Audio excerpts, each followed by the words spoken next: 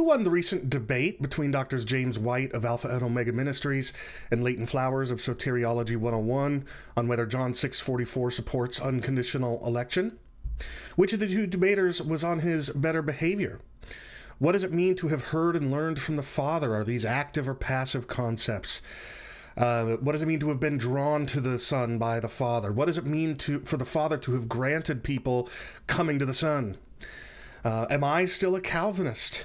These and other questions we'll ask and answer on today's episode of Theopologetics.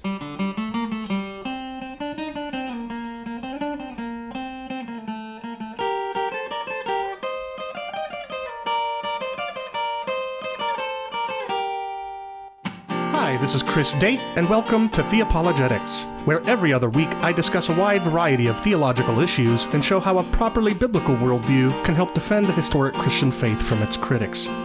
Join me as we think through what we believe and why we believe it, and not something else.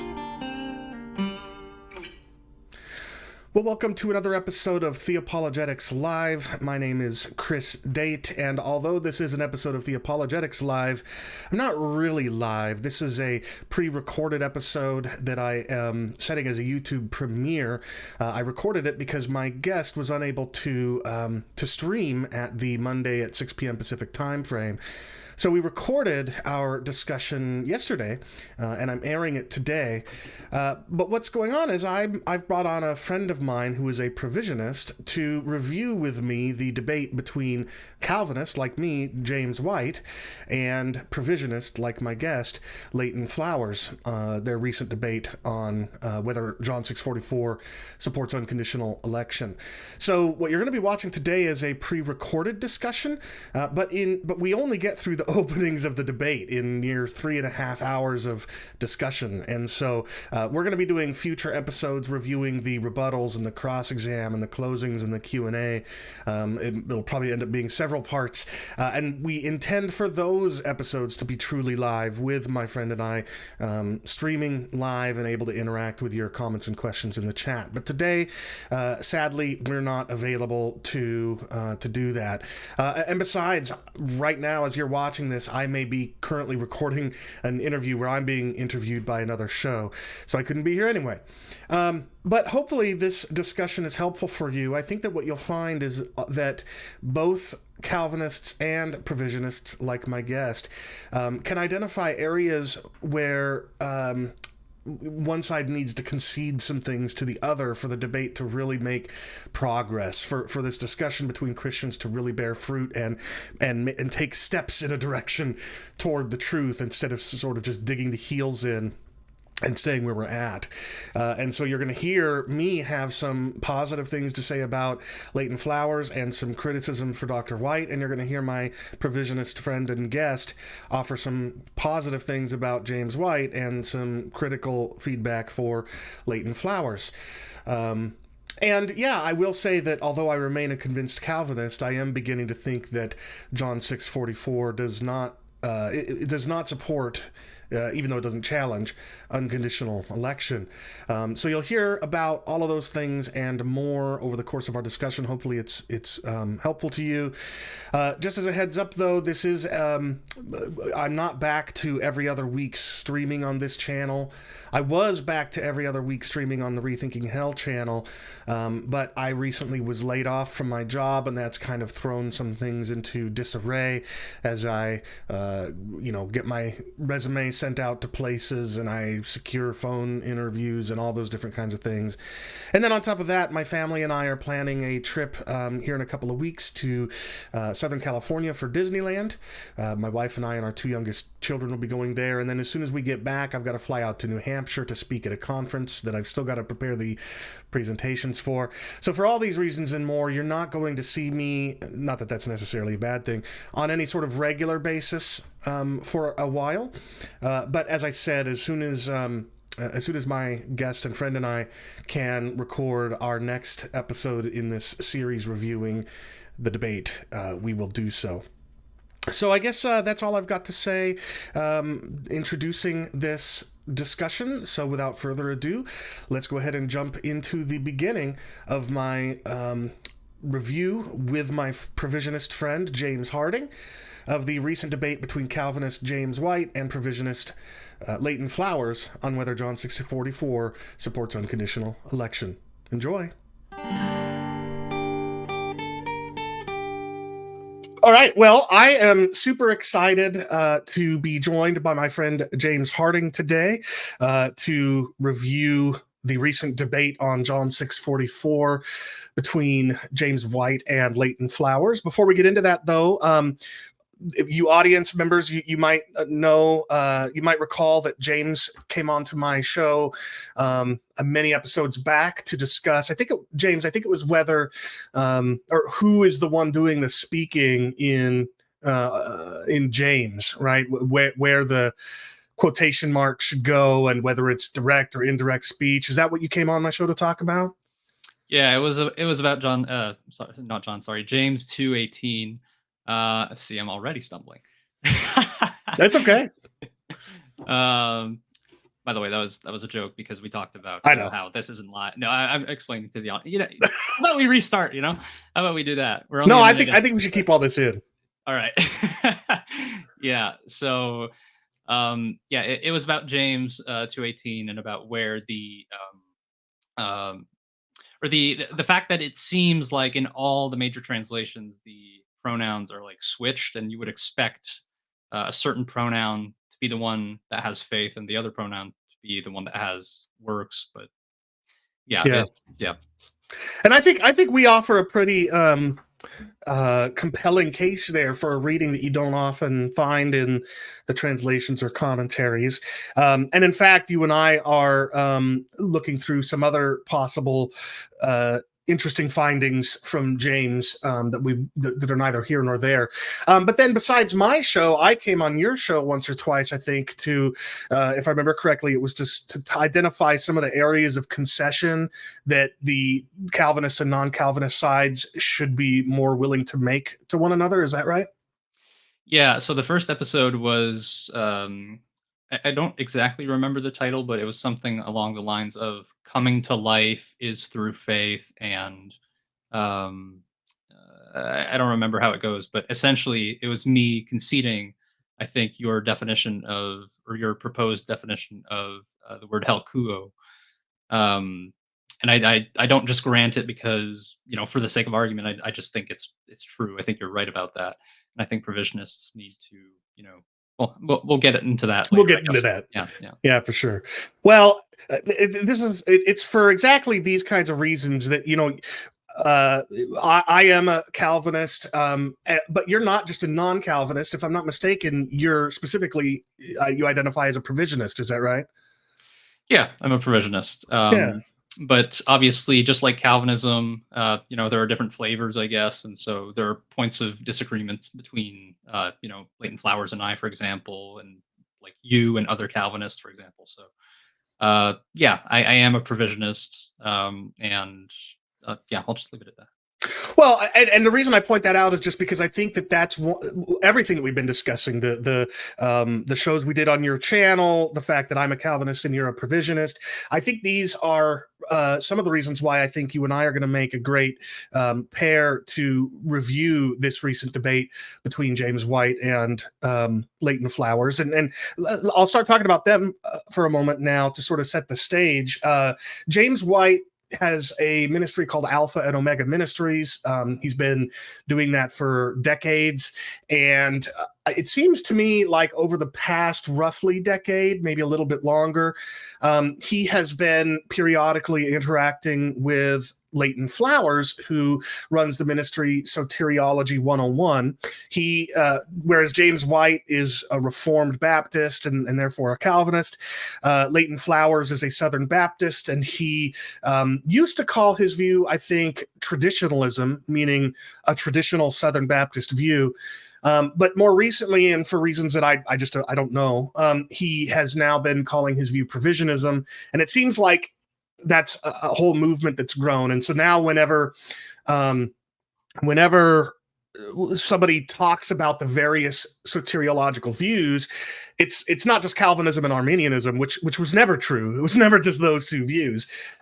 But it's also not just Calvinism and Arminianism and open theism and Molinism. It's also now Provisionism. And maybe before I continue, do you want to say a word or two about what distinguishes Provisionism from, say, Arminianism, for listeners that aren't familiar? So I think there are, we don't have that many differences, but I think that the differences mainly lie in maybe our understanding of how one comes to faith. So Arminians believe in prevenient grace, and we Provisionists, I don't call it prevenient grace. I do believe that obviously the grace of God influences a person coming to faith. Um, we also differ on, I think, how a person is or becomes elect, or even, yeah, when and how a person becomes elect. Um, to be honest, I haven't even fully fleshed out all the differences between Arminians and Provisionists. I just find myself aligned with Provisionism. Yeah, I think my understanding is that the main point of difference is that the Arminian agrees with the Calvinist that people are conceived with total depravity, in a state of Right. total depravity, and Arminians, like Calvinists, believe that God has to work some kind of supernatural act of grace to supernaturally enable and concretely enable a person to believe in Christ and follow him, but that supernatural enabling doesn't guarantee that they will come to Christ. So the Arminian thinks that there's this concrete, specific, and supernatural act on God's part to enable somebody to believe, whereas I think the Provisionist would say, um, not that man doesn't need grace. It's not Pelagian or semi-Pelagian, at least in that regard, but rather that the kind of grace, or rather, the gracious thing that enables somebody to believe is not some kind of supernatural miracle worked by God, but rather the presentation of the gospel, which has the power to save, as Paul would put it.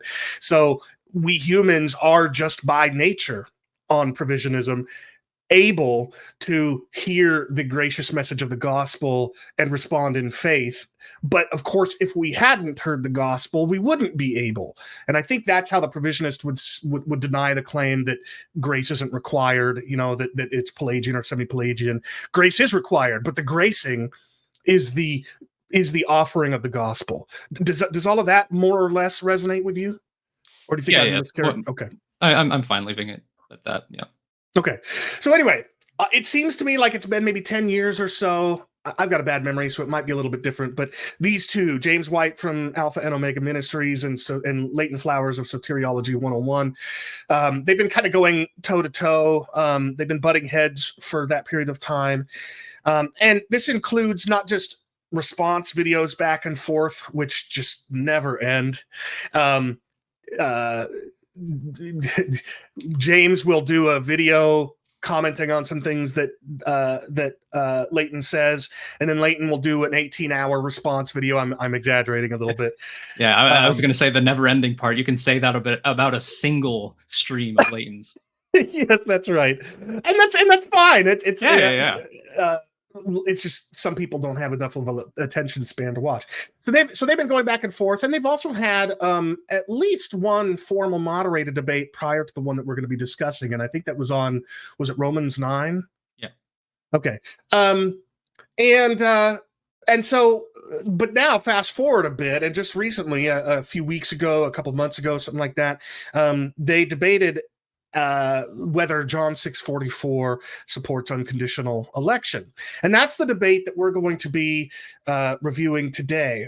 As I said, I think that there are a number of reasons why you and I make a good pair for this debate. Not only do I share Dr. White's view and you share Dr. Flowers' view, but also we've both been critical of some of the behavior of people on our respective sides of the debate.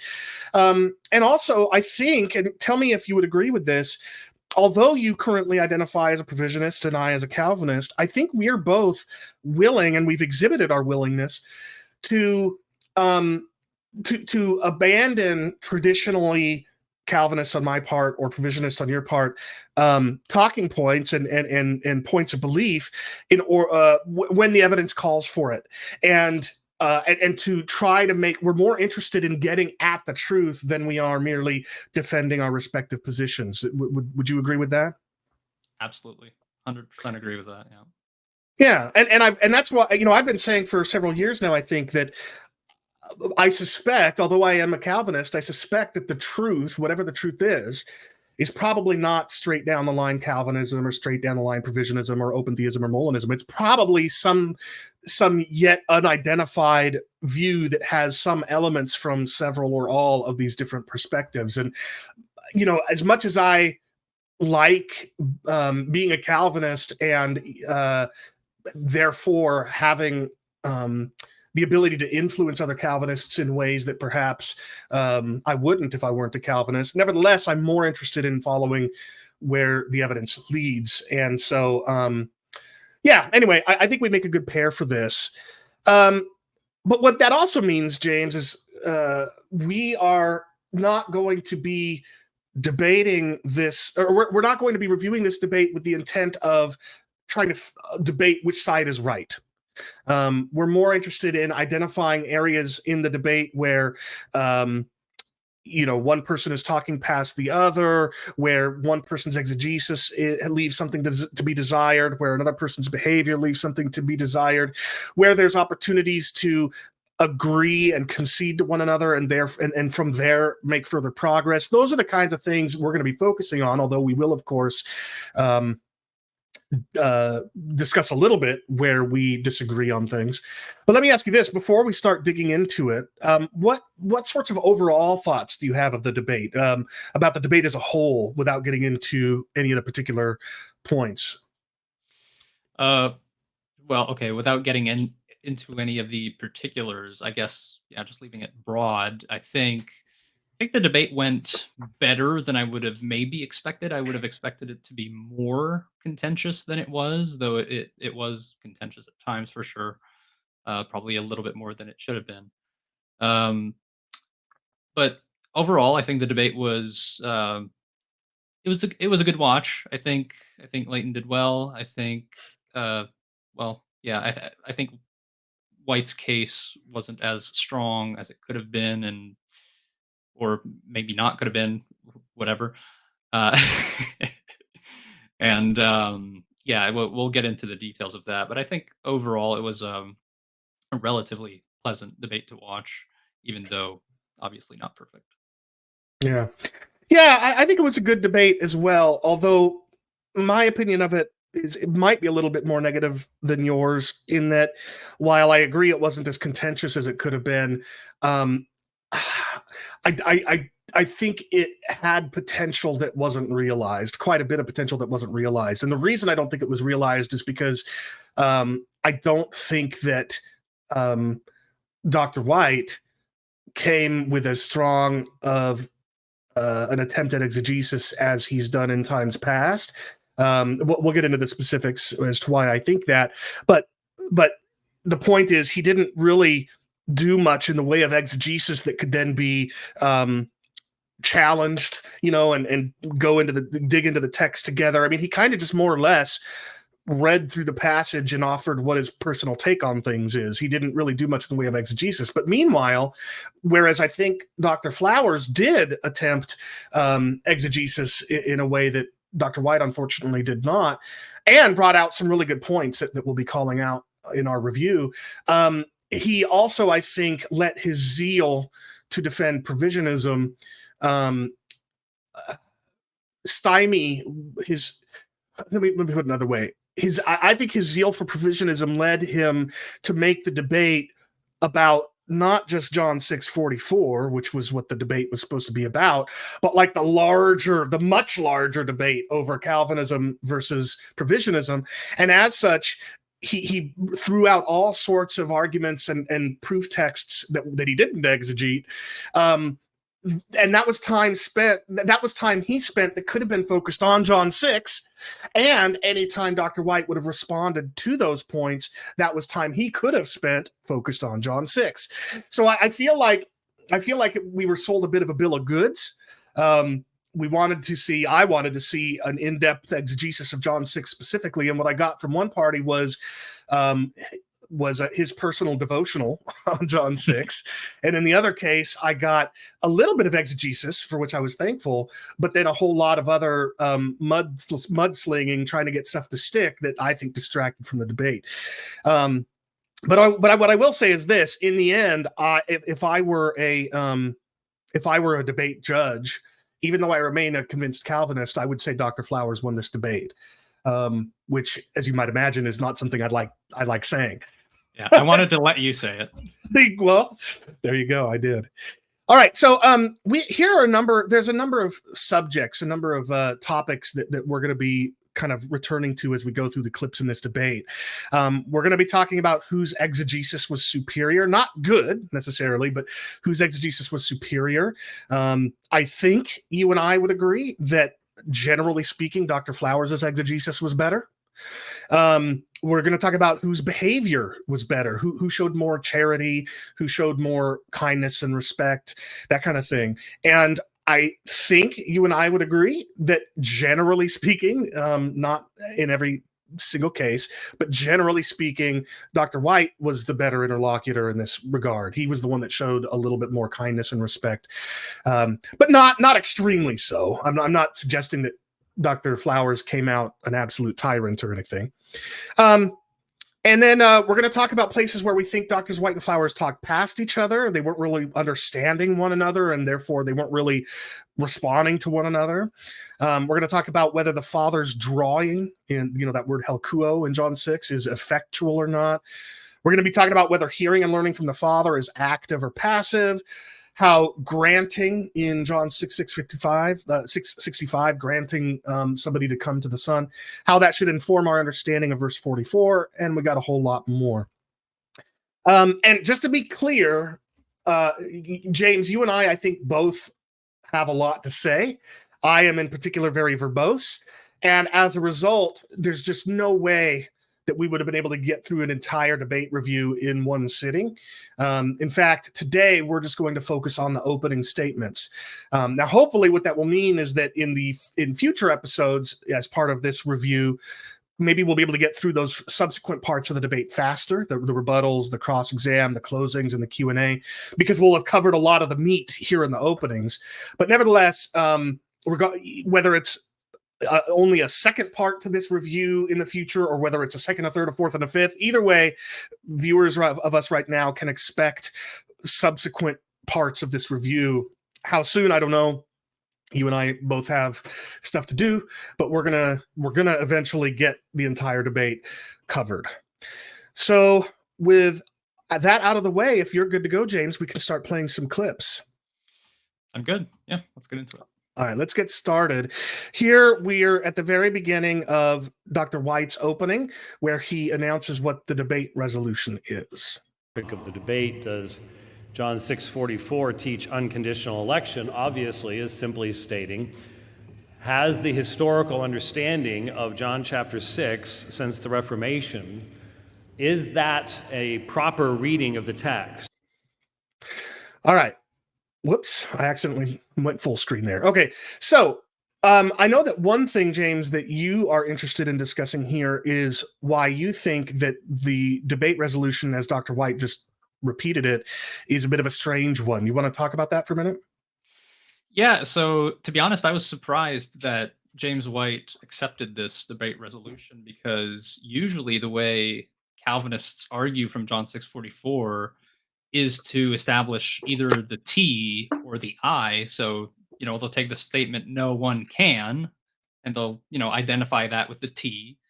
unless the Father who sent me draws him. Some of them will try to identify that with the I, but very rarely. In fact, prior to this debate, I don't think I've ever heard a Calvinist appeal to John 6:44 in defense of unconditional election specifically. So, in my opinion, perhaps the reason we both think that James White's case wasn't as strong as it could have been is because from the get-go he accepted a debate resolution that was not very favorable to him.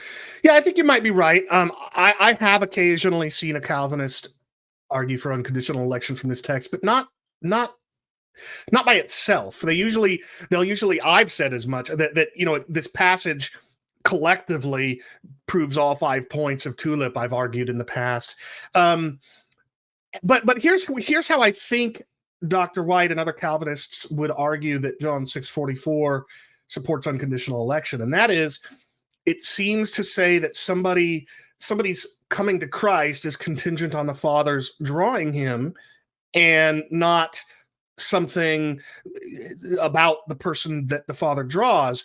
But see, you're right. I think that this in and of itself doesn't support unconditional election, because at most all one could say is that the relationship between the would-be believer and Christ, there's nothing of that comes into play in the Father drawing a person to Christ. So it's not a person's receptivity to Christ. It's not a person's, I don't know, nothing having to do with the relationship between someone and Christ is the basis upon which the Father draws him. But what that wouldn't rule out is that there are other things having nothing whatsoever to do with Christ that are the basis upon which the Father might draw somebody. So somebody's previous heart posture, somebody's previous mindset, that kind of thing might be the basis upon which the Father draws somebody to the Son, and this verse wouldn't rule that out. Is that fair? Yeah, I mean, this is a silly example, but like, even if you grant, I think, the T and the I, the thing is that still says absolutely nothing about the you, because it could be the case, and this is going to be a silly example, but nothing in John 6:44 itself. Remember that the resolution is about John 6:44, not John 6 as a whole or whatever, which also is kind of the reason why I think the resolution wasn't very good. But looking at John 6:44, nothing would rule out that, let's say, granting the T, no one can come to Christ, and granting the I, the only way that they do come to Christ is if they're irresistibly graced. Nothing would preclude that the reason the Father decides to draw or elects some to be drawn is because he likes their sense of humor, or whatever. Like, it just doesn't preclude that. So that even if you grant the T and the I, that you doesn't follow from that verse. And so I think he kind of shot himself in the foot by accepting that resolution. Yeah, I think you're probably right. The other thing that I think is strange is the way that Dr. White pitches this as, he says something like, in other words, has the historic understanding of this text since the Reformation been correct? And when I heard him say that, my thought was, are you implying, Dr. White, that Protestants altogether have, by and large, understood John 6:44 in the way he claims since the Reformation? And maybe he does, but that doesn't seem to me to be likely. I mean, Jonathan Wesley, he's writing in the 1700s, right? And he's a Protestant, and he doesn't take John 6:44 in this way. So what do you think that Dr. White, do you think that Dr. White is getting at anything correct when he says that, or implies that the Calvinist, or a distinctly Calvinist reading of John 6:44 just is the historic understanding since the Reformation? Or does that sound like he's a little out to lunch? I would say the latter. So I mean, obviously Arminians don't read John 6:44 the same way as Calvinists. And I mean, Arminians have been along, for the ride with Calvinists too, since the Reformation.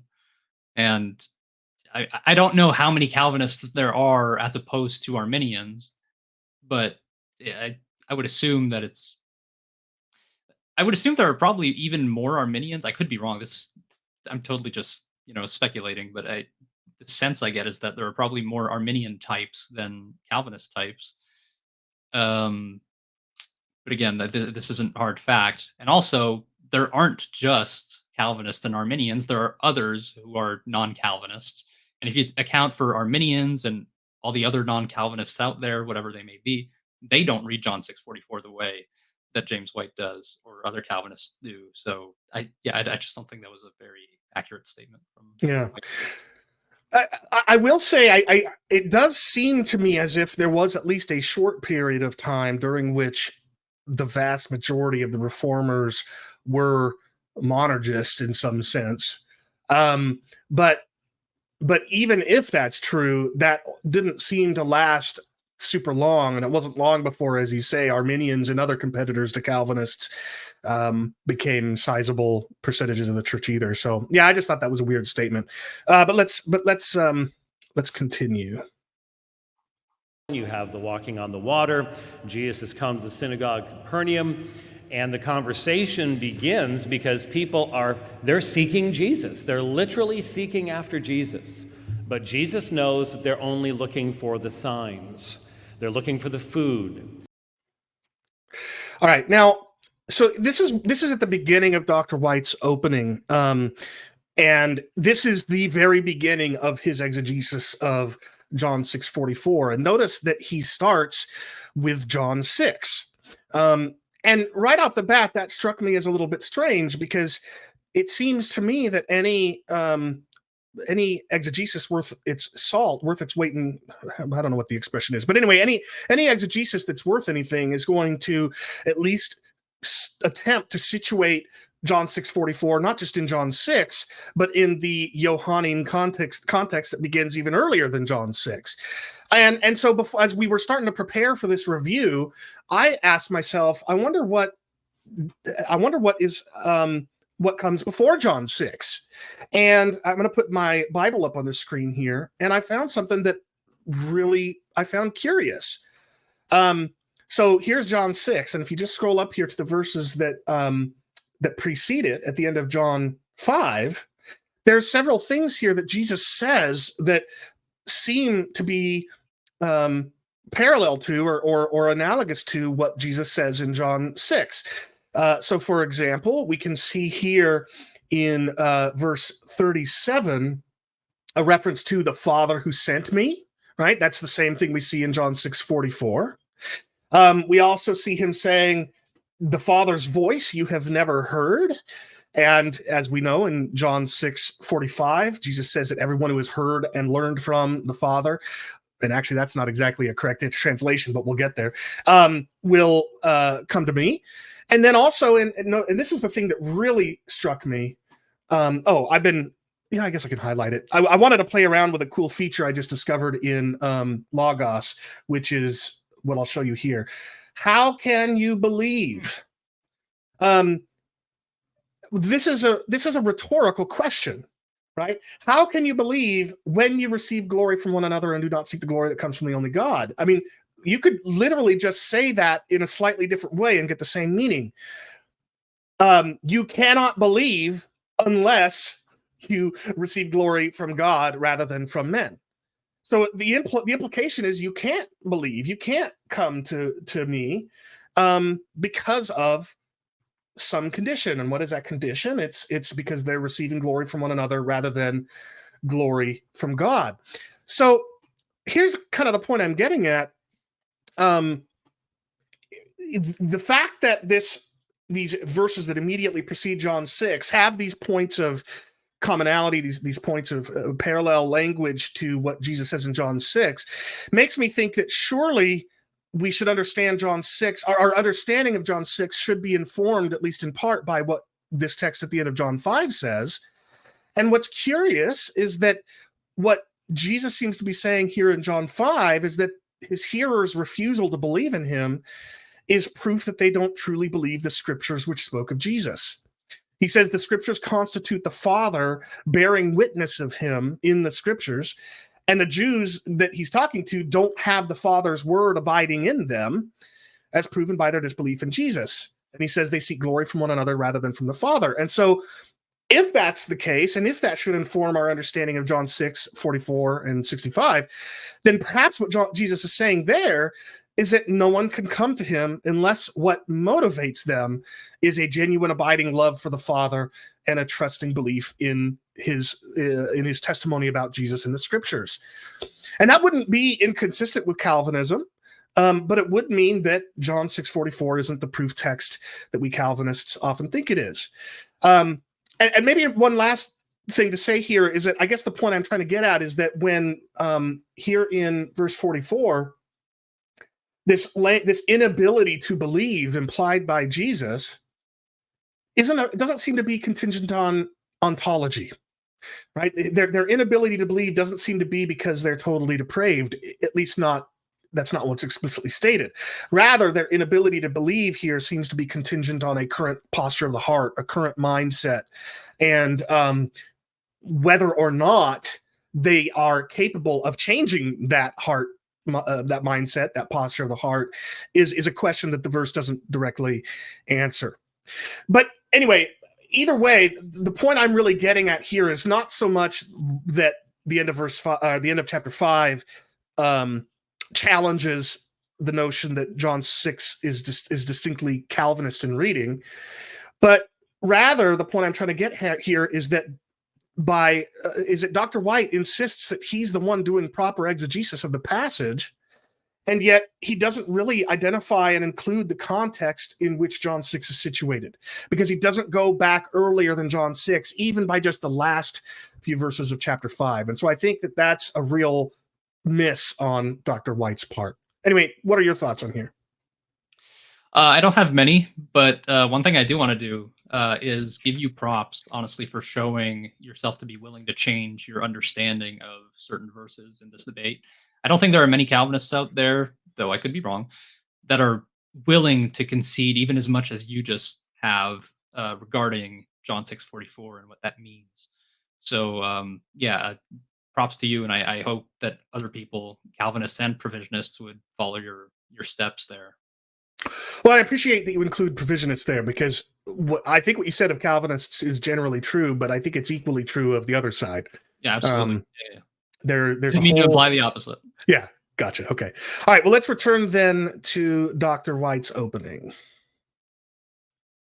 And so he says to them in verse 36, "But I said to you that you have seen me, and you are not believing." He's explaining how it is that people could hear his gracious words and even row across the lake seeking after him, and yet they are not believers. His explanation in verse 37 is, "All that the Father gives me will come to me." He is saying these men who have rowed across the lake to find him are not coming to him. And the entire rest of the section really is on the centrality of Jesus as the only means by which anyone can have spiritual food and drink.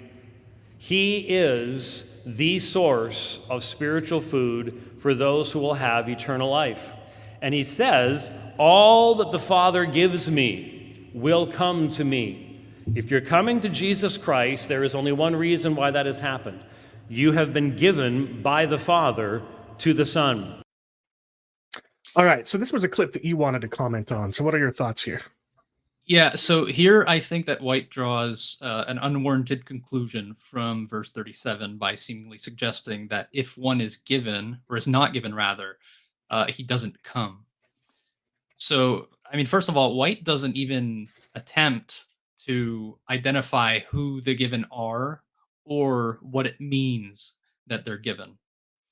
But especially the point that I wanted to highlight was that the fact to say that all who are given to Christ or are given come to Christ is not the same as saying that all who come to Christ were given. That would be to commit the negative inference fallacy. It's as if I suggested that because all who get rained on get wet, therefore all who get wet must have gotten rained on. But no, obviously you can get wet other ways than by getting caught in the rain. And if it's the case that those who are given are those who were followers of the Father before the beginning of Christ's public ministry, then those of us who have come to Christ through the gospel without having been followers of the Father beforehand we don't fall in the given category, if that is the case.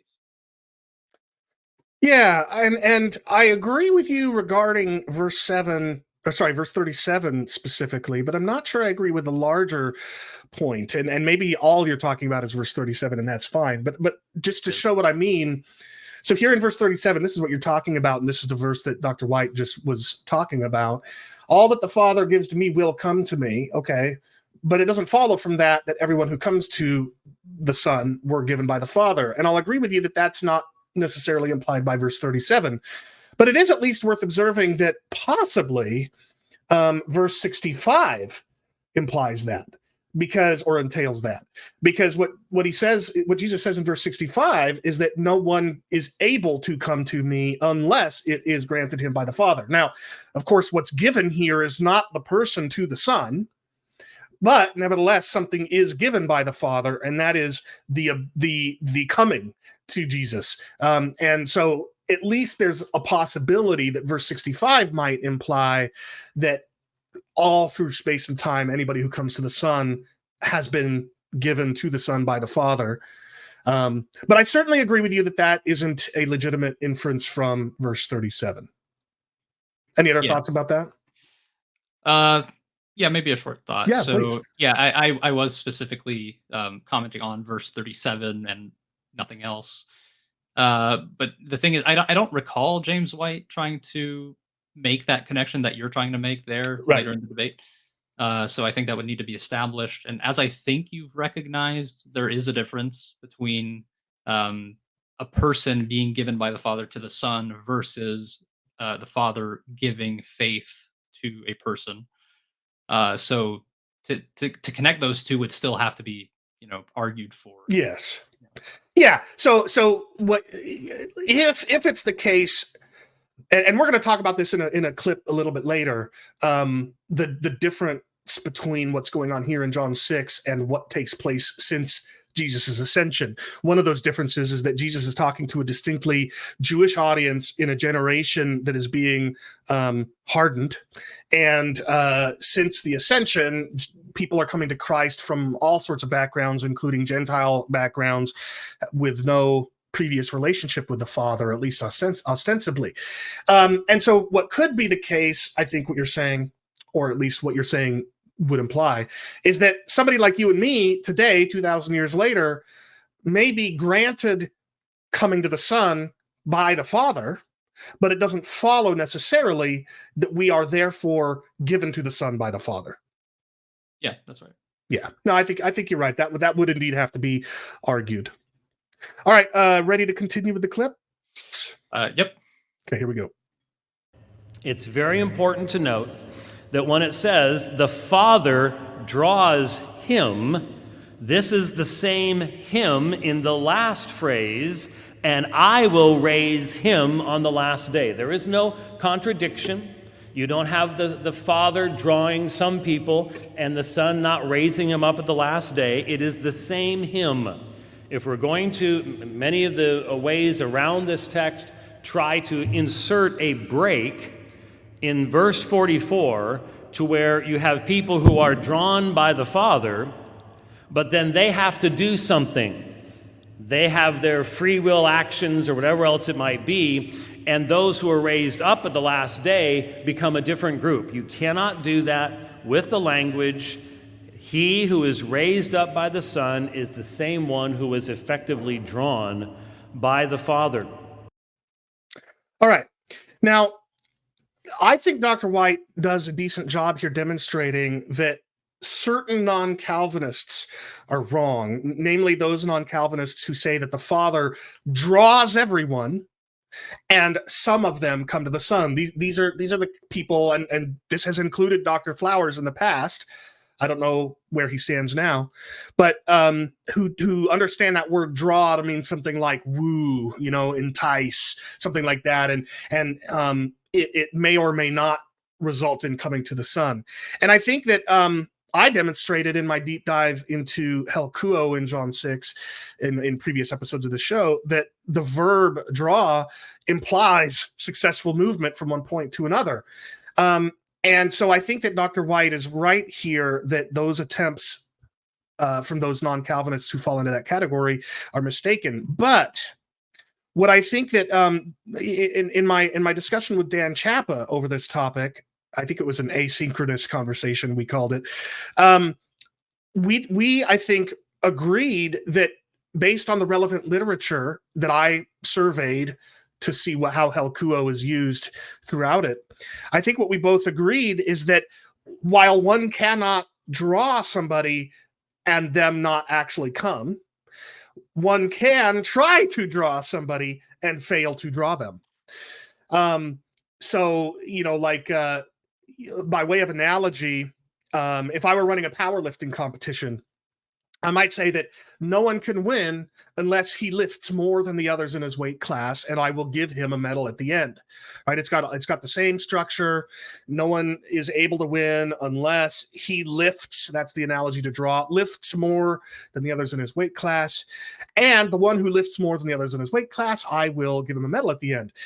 But here's the thing. Of course, there are lots of competitors in that competition who are going to try to lift more than the others in their weight class, but they fail despite trying. And so those who do indeed lift more will indeed win, but that doesn't mean that everybody who tried to lift succeeded. So what I like about, here's an example where I think the concessions are between the sides will be really helpful, because I think non-Calvinists like Dr. Flowers will advance this debate better if they will accept that the Father does only draw some, but perhaps he's trying to draw everybody. That would be perfectly consistent, arguably, with the text here. It would allow the word draw to imply successful movement, like the Calvinists thinks it does. And it wouldn't rule out the possibility that the drawing is by means of something that God is doing with everybody, and it's not successful with everybody. If we can have that kind of more precise way of using the language in this debate, I think we'll be able to make more progress. But what are your thoughts? I agree with everything you just said. I think that a helpful way of putting it for people is to understand that the word helkuo is much like the word convince. So, for example, if I said, I convinced Chris Date of provisionism. Never going to happen. I convinced Chris Date of provisionism, but he still doesn't think it's correct. I'd be using the word convinced wrongly, because by definition, if I've convinced Chris Date, he thinks that what I said is correct. So what I could say is this: I tried to convince Chris Date of provisionism, but he still doesn't think it's correct.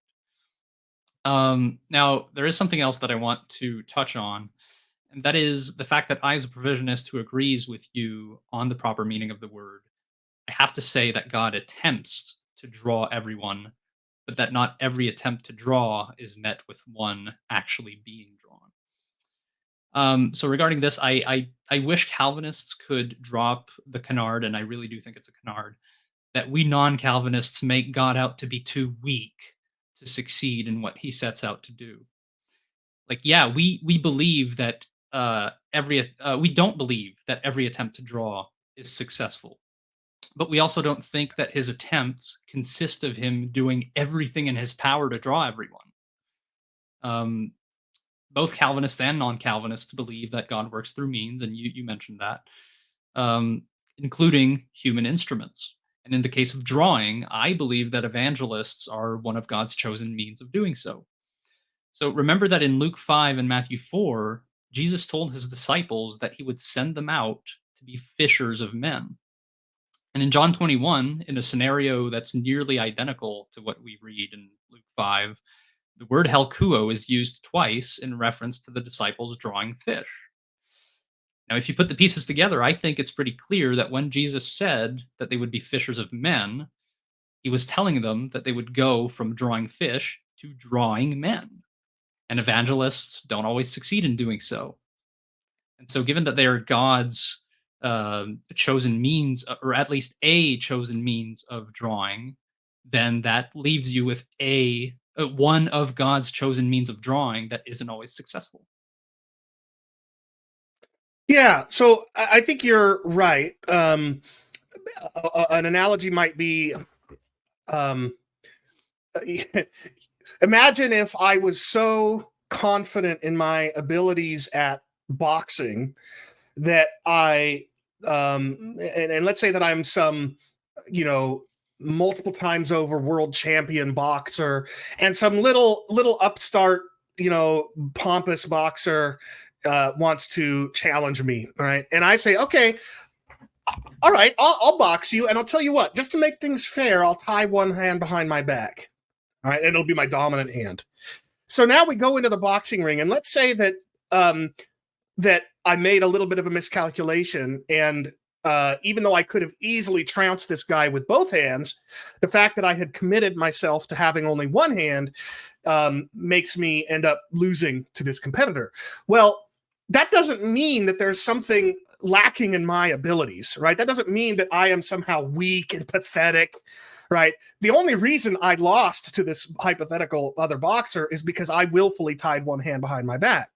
And the analogy is meant to illustrate that on a non-Calvinist view, God may be attempting to persuade people to draw people and failing, but that doesn't necessarily mean that he's too weak to do so. It could be that he has chosen, for one or more reasons, to limit himself to certain means by which to persuade people. So, for example, many non-Calvinists think that that libertarian freedom is of such transcendent value that God chooses not to override people's libertarian free will in order to get them to come to him.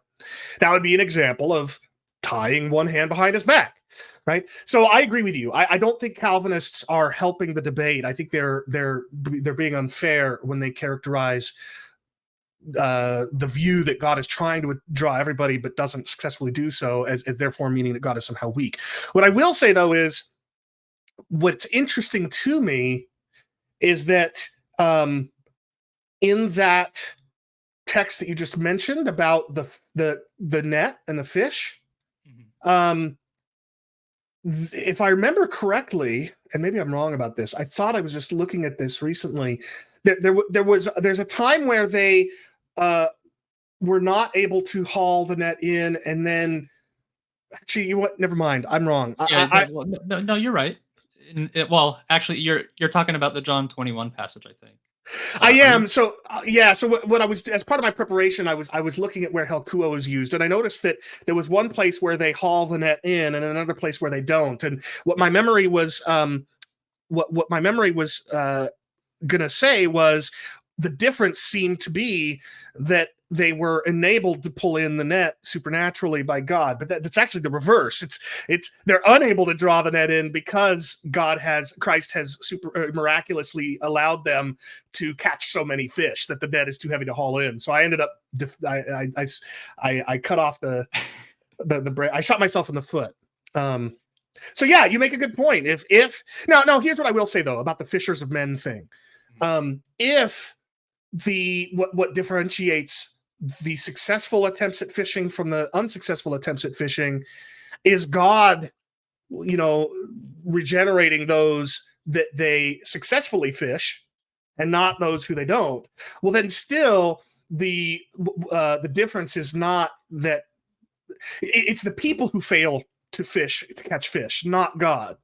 So we got to be a little careful, I guess, is the point I'm getting at with pressing this fishing analogy too far. But yes, I think that you're right to say that that it doesn't imply some kind of weakness or deficiency in God. Anyway, I'm rambling. Go ahead. Yeah. So yeah, I guess I'm fine leaving it at that. I'll just move on to my my last point that I wanted to make regarding what James said in this clip that we just watched. And that is, I think it's obviously false that there's no other way to read verse 44 than to conclude that all those who are drawn by the Father will be raised on the last day. Even if it is the case that all who are drawn actually believe, which I believe and affirm with you.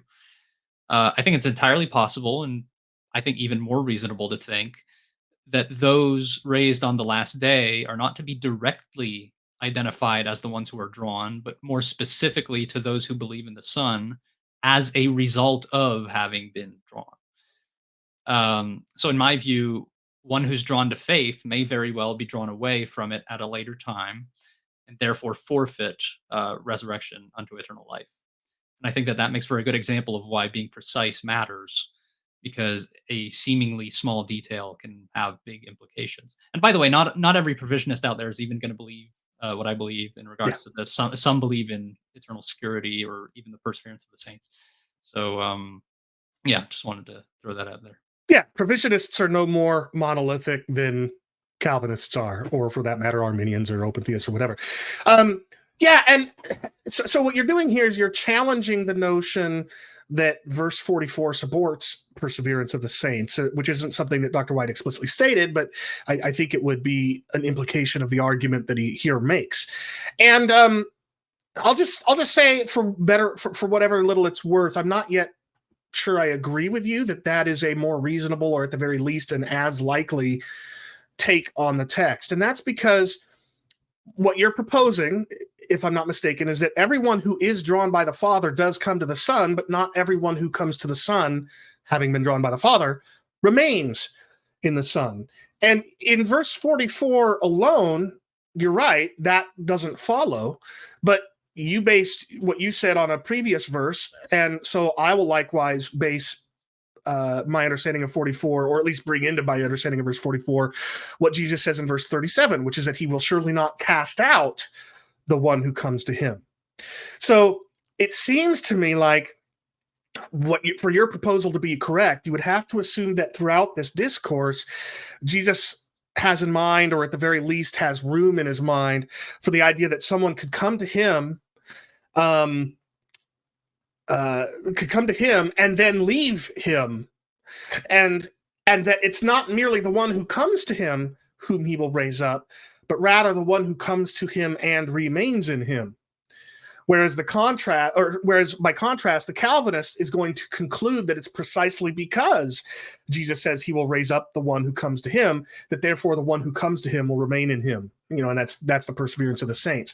So what I'll just say is that I'm not yet sure why I should favor what you've proposed over the Calvinist reading from this text. And I don't know if you want to push back further, but I just wanted to offer those thoughts before we continue. You can. I'm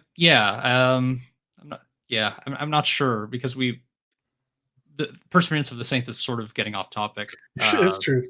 Yeah, and we're already 50 minutes in, so I think we should probably just leave it at that. Okay. Well, in any event, the point is this is the kind of thing, though, that what you and I are doing. This is the kind of thing one would expect from what is genuinely an exegesis of John 6, and we're not getting those kinds of things. We're getting a whole lot of Dr. White's own personal opinions on what it means without a lot of substantiation. And that's one of the criticisms I have of him. But anyway, let's continue. No one has the ability to come to me unless the Father who sent me draws him. Does our anthropology, does our view of mankind fit with what is taught by the Lord Jesus in this text? So this is a perfect example of why I think it is so critical that an exegesis of John 6 should include what comes before it.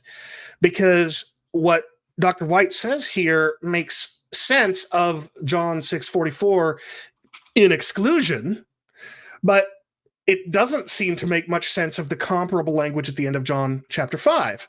So here's what I mean. Dr. White asks whether our anthropology is consistent with Jesus saying no one can come to him. And when he talks about anthropology, he's talking about total inability and total depravity. But again, here in, and I'm going to use this cool Logos feature again, in verse, hold on, function F8. Yeah, here we go. Again, how can you believe when? Jesus says in John 5:44. So here again, you have an inability to believe on the part of Jesus's hearers. But what is the basis of their inability? On what is their inability contingent? It's contingent on the fact that they receive glory from Well, I'm going to stop trying to do that highlighting feature. Anyway, it's that their inability is owing to the fact that they receive glory from one another and don't seek the glory that comes from the only true God. So the inability of the Jews to believe here doesn't seem to have anything to do with anthropology or ontology. It seems to be contingent on their current desire for glory from other humans rather than from God. And then, a couple verses later in verse 47, Jesus asks, how will you believe my words? Which kind of implies that they can't if they don't believe in his writings. So again, their inability to believe here seems not to have to do with anthropology and ontology, but rather on their disbelief in the Father's testimony as recorded in Moses. So, and just to be clear, I'm not here trying to argue against or that these considerations make Dr. White wrong in this debate. I mean, I'm still a convinced Calvinist, although I am beginning to think that maybe John 6 isn't the set of proof texts that I once thought it was. But that's neither here nor there. The point that I'm getting is that Dr. White's claims here don't really make sense if one includes, or they're not as one can't be as confident of the truthfulness of the claims that Dr. White is making here if one just applies his same reasoning to these verses at the end of John 5. And that shows why it's so important to bring in to an exegesis of John 6 what comes before it, including the verses at the end of John 5. Do you have any thoughts to add? Yeah, I'm just going to add one other example in John's gospel where people's inability to believe doesn't seem to have anything to do with anthropology, but rather something else. So consider John 12, verses 39 to 42. It says, therefore they could not believe, for again Isaiah said, he has blinded their eyes and hardened their heart, lest they see with their eyes and understand with their heart and turn, and I would heal them. Isaiah said these things because he saw his glory and spoke of him. Nevertheless, many even of the authorities believed in him, but for fear of the Pharisees, they did not confess it, so that they would not be put out of the synagogue. So the fact that they couldn't believe here, first of all, it doesn't even seem like it should be taken so rigidly, as if there's like a select number of people who just absolutely cannot believe under any circumstances or whatever, because the way John puts it is, nevertheless, even though these people were hardened and they couldn't believe, nevertheless, even some of the authorities actually believed, but they didn't confess it or whatever. So yeah, that doesn't strike me as having anything to do with anthropology. I agree, not only for the reasons that you offered, but also because those who are unable to believe, it's because they've been blinded, right? God has hardened them in some way, and that's not, in a sense, that doesn't seem to be true of everybody, right? It doesn't seem to be anthropology. It seems to have something to do with what God has done specifically to these particular Jews who can't believe. So I agree with you, but one thing that I just did notice that I don't know if there's any real implications from this, but look at verse 43. For they, that is the ones who didn't confess it because they didn't want to be put out of the synagogue, they loved the glory that comes from man more than the glory that comes from God. What does that sound to you like?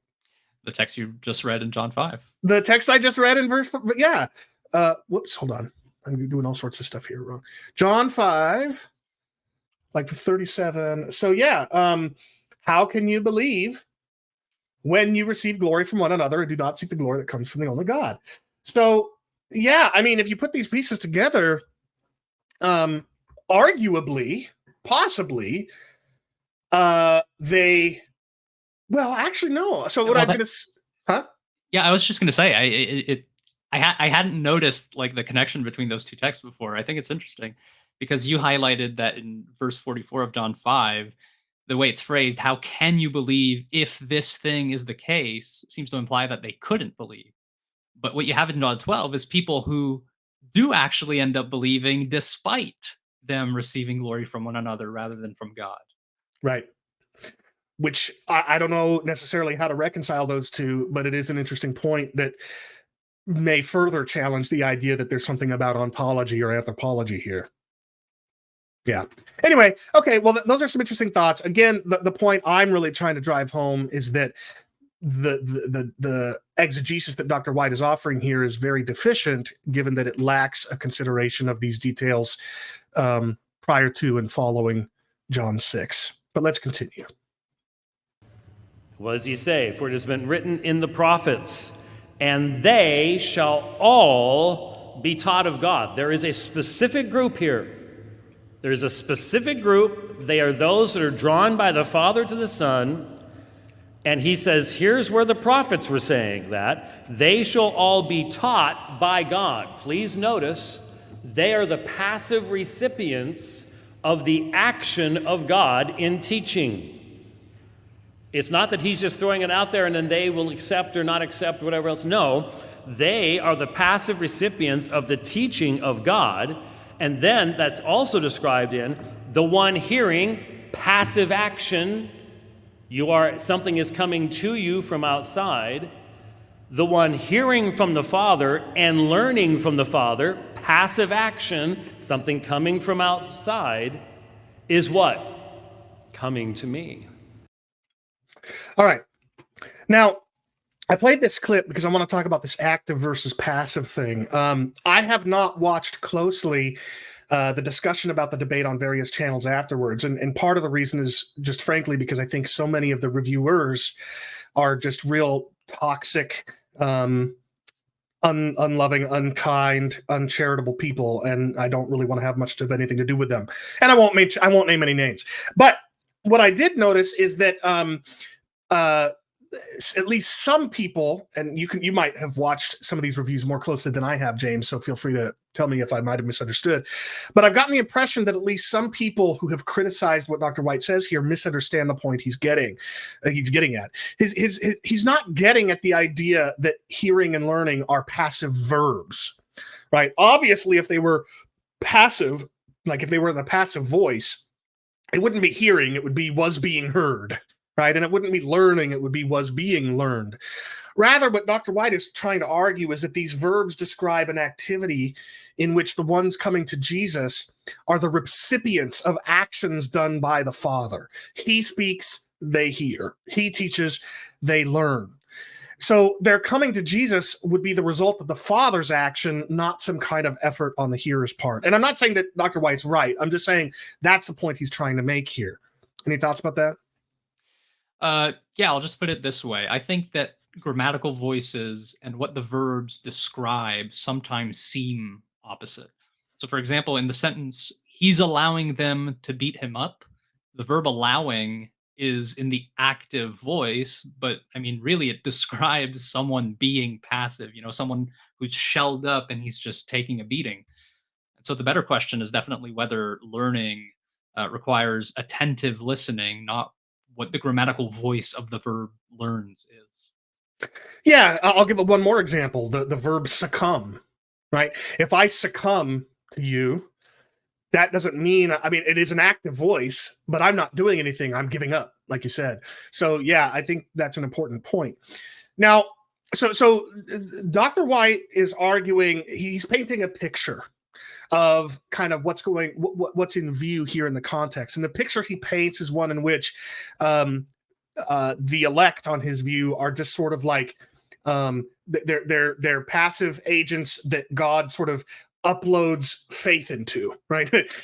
They just passively receive this knowledge from the Father and therefore believe. There's no work on their part. But Dr. Flower, go ahead. Yeah, I'm just gonna supplement what you said. As if like the teaching is like specially directed towards certain people, and it doesn't even reach others than this select number of people that it's supposed to reach, and all who receive this teaching, they believe.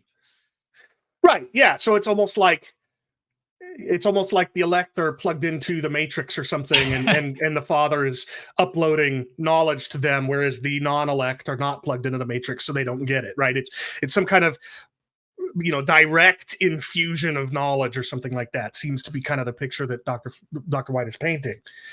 But then, by contrast, Dr. Flowers paints a different picture, and it's a picture that I've heard many non-Calvinists paint as far as this text is concerned as well. And that's that God is sort of like, the Father is sort of like the teacher at the front of a classroom. And you've got, 30 students or whatever, in the classroom. And the teacher is teaching them all, and the whole classroom arguably is hearing what the father is saying, what the teacher is saying, but only a subset of those students, by virtue of their attentive listening, to use your phrase, only they are the ones who actually learn. So a teacher can teach a subject matter to her students, but if the students aren't paying close enough attention, they're not going to learn it. And likewise, for someone to hear and learn from the Father requires not only that the Father teach, but that the hearer truly listens and pays attention. Now, I have more to say about that, but I know you want to chime in here. Yeah, so just to quickly add to your first point there about the picture that Leighton is painting, I do think that Leighton brings up a passage that undeniably teaches that some people whom God teaches do in fact not listen to receive instruction, namely Jeremiah 32:33. And to your second point, I would just like to offer a little bit of precision so that this isn't missed. But John 6:45 doesn't say just hear, but it says hear from. And hearing from God is something that even hardened people do, or did rather, by John's own account. And you can read about that in John 12, verses 36 to 38. I don't know if you're going to pull it up. Yeah, I'll Okay. pull it up. I'll pull all the verses that you just mentioned up. So here's Jeremiah 32:33. They have turned to me their back and not their face, and though I have taught them persistently, they have not listened to receive instruction. So that does sound very consistent with that kind of picture that Dr. Flowers is painting. The Father is teaching Israel, but some of them have not listened so as to learn. And then you said that in John 6. Well, oh yeah, you can bring up John 6 first. Yeah, I want to bring up John 6:45 here, because this one was really interesting to me. You're pointing out that it doesn't just say everyone who was heard, but everyone who was heard from.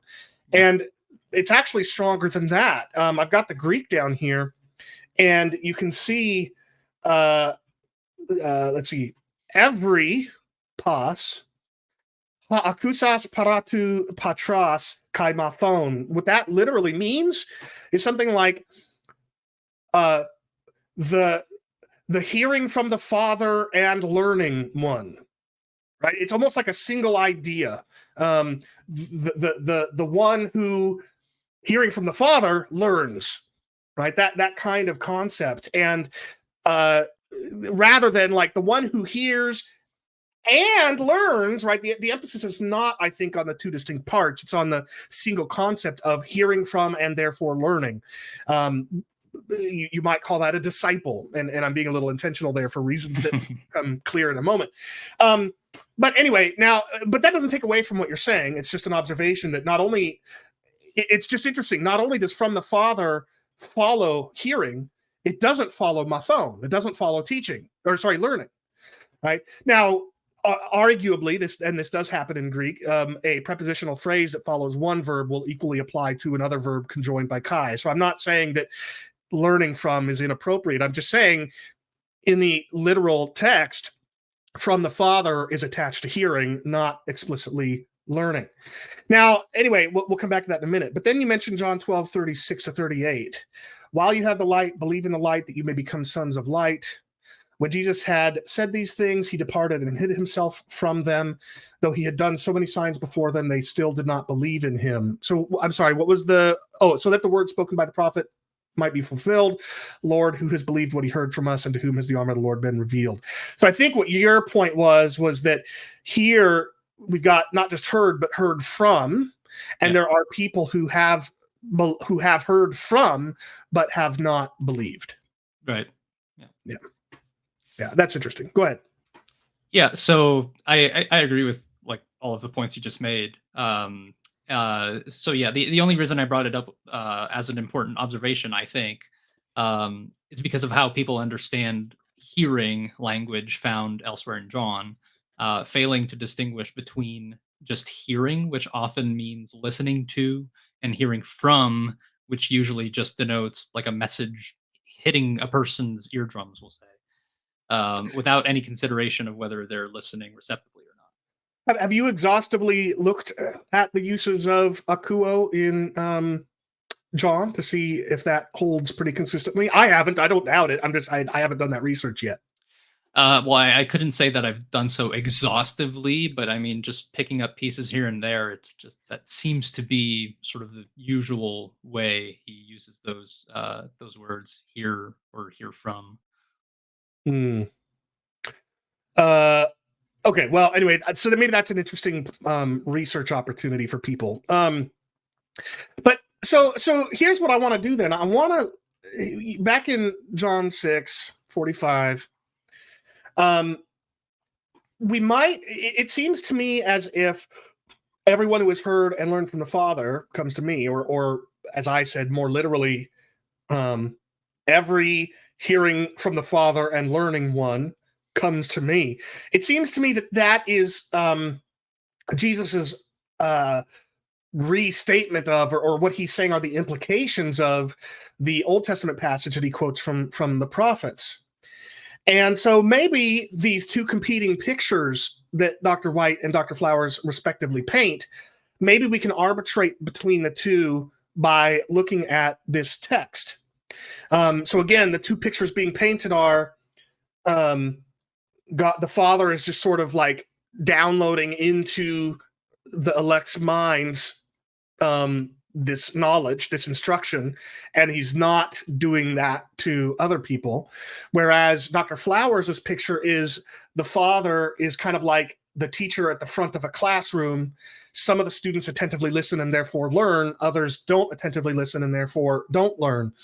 And I want to propose that both of those pictures might be challenged by how this Old Testament prophecy should inform Jesus's extrapolation from it. And I'll explain what I mean. If we go to Isaiah 54, 13, which is the passage being quoted from there, all your children shall be taught by the Lord. That's how most translations seem to translate this Hebrew, shall be taught by the Lord. And when you see that English, you might expect a passive verb here of some kind, right? The verb taught, but in the passive voice, and then by the Lord. But you actually don't have that. If you look at the Hebrew, v'kol banaich, so all your sons, all your children, and then what you've got here in limudei is either, whoops, sorry, I didn't mean to open that up, is either a participle, meaning somebody who is taught by, or it's a noun, meaning something like pupil or disciple. In fact, if I look up this limud word in Halot, the Hebrew and Aramaic lexicon of the Old Testament, you can see, or maybe this wasn't the lexicon that like the very first words, pupil, apprentice, right? It can't be used as an adjective, taught or trained, but the point is it's somebody who has been trained, not somebody who is being taught or something like that. And sure enough, some of the other major translations follow suit. So for example, the Lexham English Bible, which I think is a Faith Life publication, all your children shall be pupils of Yahweh. Sorry, my text size isn't big enough there. All your children shall be pupils of Yahweh. Here's another one, the NET, the New English Translation. All your children will be followers of the Lord. And then one more example, the JPS Tanakh, the Old Testament published by the Jewish Publicationist Society, has all your children shall be disciples of the Lord. So what seems to me here is a picture that doesn't quite comport with either of the pictures painted by Dr. White or Dr. Flowers. It's neither the picture of sort of God, supernaturally imbuing people with knowledge and not others, but it also doesn't seem to be like a picture of a teacher in front of a large classroom, some of whom are listening attentively and therefore learning, and others who are not. But rather, it seems like Israel is here being told that her children will all be pupils, followers, or disciples of Yahweh. And Jesus, these are not like students in sort of the English way we use that. A student, the students in a classroom. It's more like a student of literature, right? When you call somebody a student of something, you typically connote more than just that they are happening to sit in a classroom on that topic. You tend to mean that they faithfully and they use a lot of effort to study the topic. And then what Jesus would be extracting from that, extrapolating from that, is that therefore all of those pupils, those disciples, those followers of Yahweh, the ones who, having heard from the Father, have learned, to use the participle here, will come to the Son. So it's not, again, supernaturally imbuing a subset of humanity with knowledge, but it's also not the Father like a teacher in front of a whole classroom, but rather everybody who is a pupil of Yahweh, everybody who is a genuine disciple of Yahweh will come to the Son. That's kind of what it reads like to me. What are your thoughts? No, I agree with that. I don't think that it's either Leighton's picture that's right or White's picture that's right. I think that you just hit the nail on the head there. And if I'm not mistaken, I think both of us understand verse 45, the all there, to be referring specifically to, the children of Israel, as Isaiah 54:13 says, and we understand those children in light of, say, what Paul teaches in Romans 9, that not all who were, physically Israel actually belong to Israel. And so we think that these children of Israel are, in fact, the believing remnant at the time. Right. Now, of course, what we've just sort of said I think, largely agree on wouldn't necessarily rule out one or the other view, because the question would still remain, how does one become a pupil or a disciple or a follower of Yahweh in this context? And that's a question that would still need to be answered. But I really enjoy when I dig into the text and I find things I've never seen before, like this idea that in Isaiah 54, it's not really they will all be taught by God, such that some of them might not listen, but rather they will all be disciples of God. It's just interesting to me. But anyway, so and what I'll just add is notice how well what I've just proposed comports with what Jesus had gotten done saying at the end of John chapter 5. If so, just to reiterate, what I said about here in verse 6:45 is that everyone who is a disciple of Yahweh comes to the Son.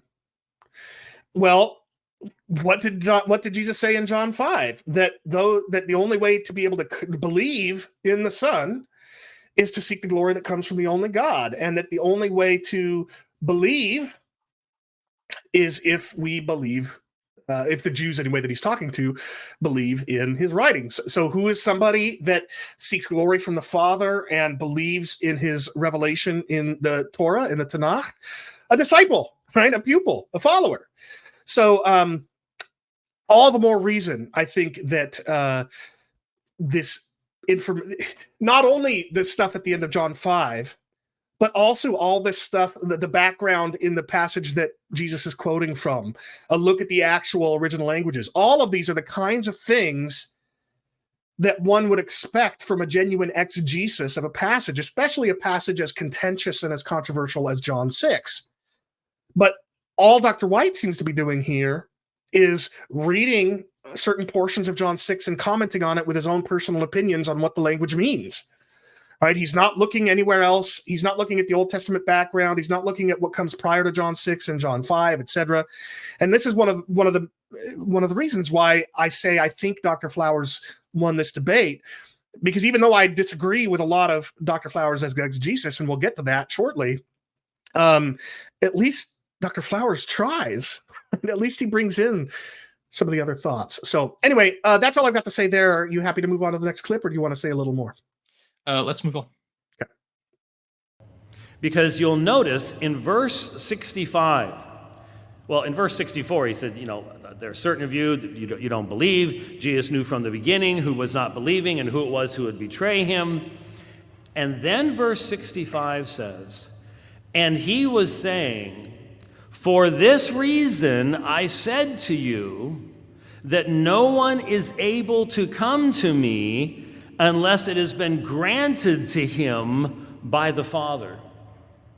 Here we go back to a repetition of the concept of verse 44, and this is now being given by the Lord Jesus as the foundation of why these disciples are getting ready to walk away. All right. So up until I started preparing for this debate review, I did think that John 6:65, which Dr. White is alluding to, strongly favored a distinctly Calvinist understanding of John 6:44. And the reason is because when something is granted, didomi, given, when the thing that is given is an infinitive verb, like to come, that's what this is. You can't tell here. Maybe you can see from the context menu, not really. Oh, but we could look down here. No one is able, that's the active verb, to come, elthein, that's an infinitive. It's not will come or has come or anything like that. It's to come. It's the concept of to come. And everywhere that I've looked at anyway, that I can remember, where an infinitive verb is the direct object of given or give or grant, what's given or granted is not the opportunity or the ability or anything like that to do the infinitive. It is the realization of that infinitive. So here's some examples. In Matthew 13:11 and the parallel in Luke 8:10, Jesus says, "To you, it has been given." What has been given? To know. There's the infinitive. The secrets of the kingdom of heaven. And so what is actually given is not merely the ability to know, but the actual knowledge of those secrets. Another example is in John 5:20. By the way, just one thing. I think the parallel passage in Mark doesn't have the verb to know there. I think what's given is just the secrets of the kingdom, if I'm not mistaken. Oh, that's really interesting, because I was looking at the parable in Luke 8:10, where it is what is given is to know, but you're saying there's a parallel in Mark as well. I think it's Mark 4. Let me go back to Matthew 13:11 and see if there's a. It's interesting. There's no. I'll look it up.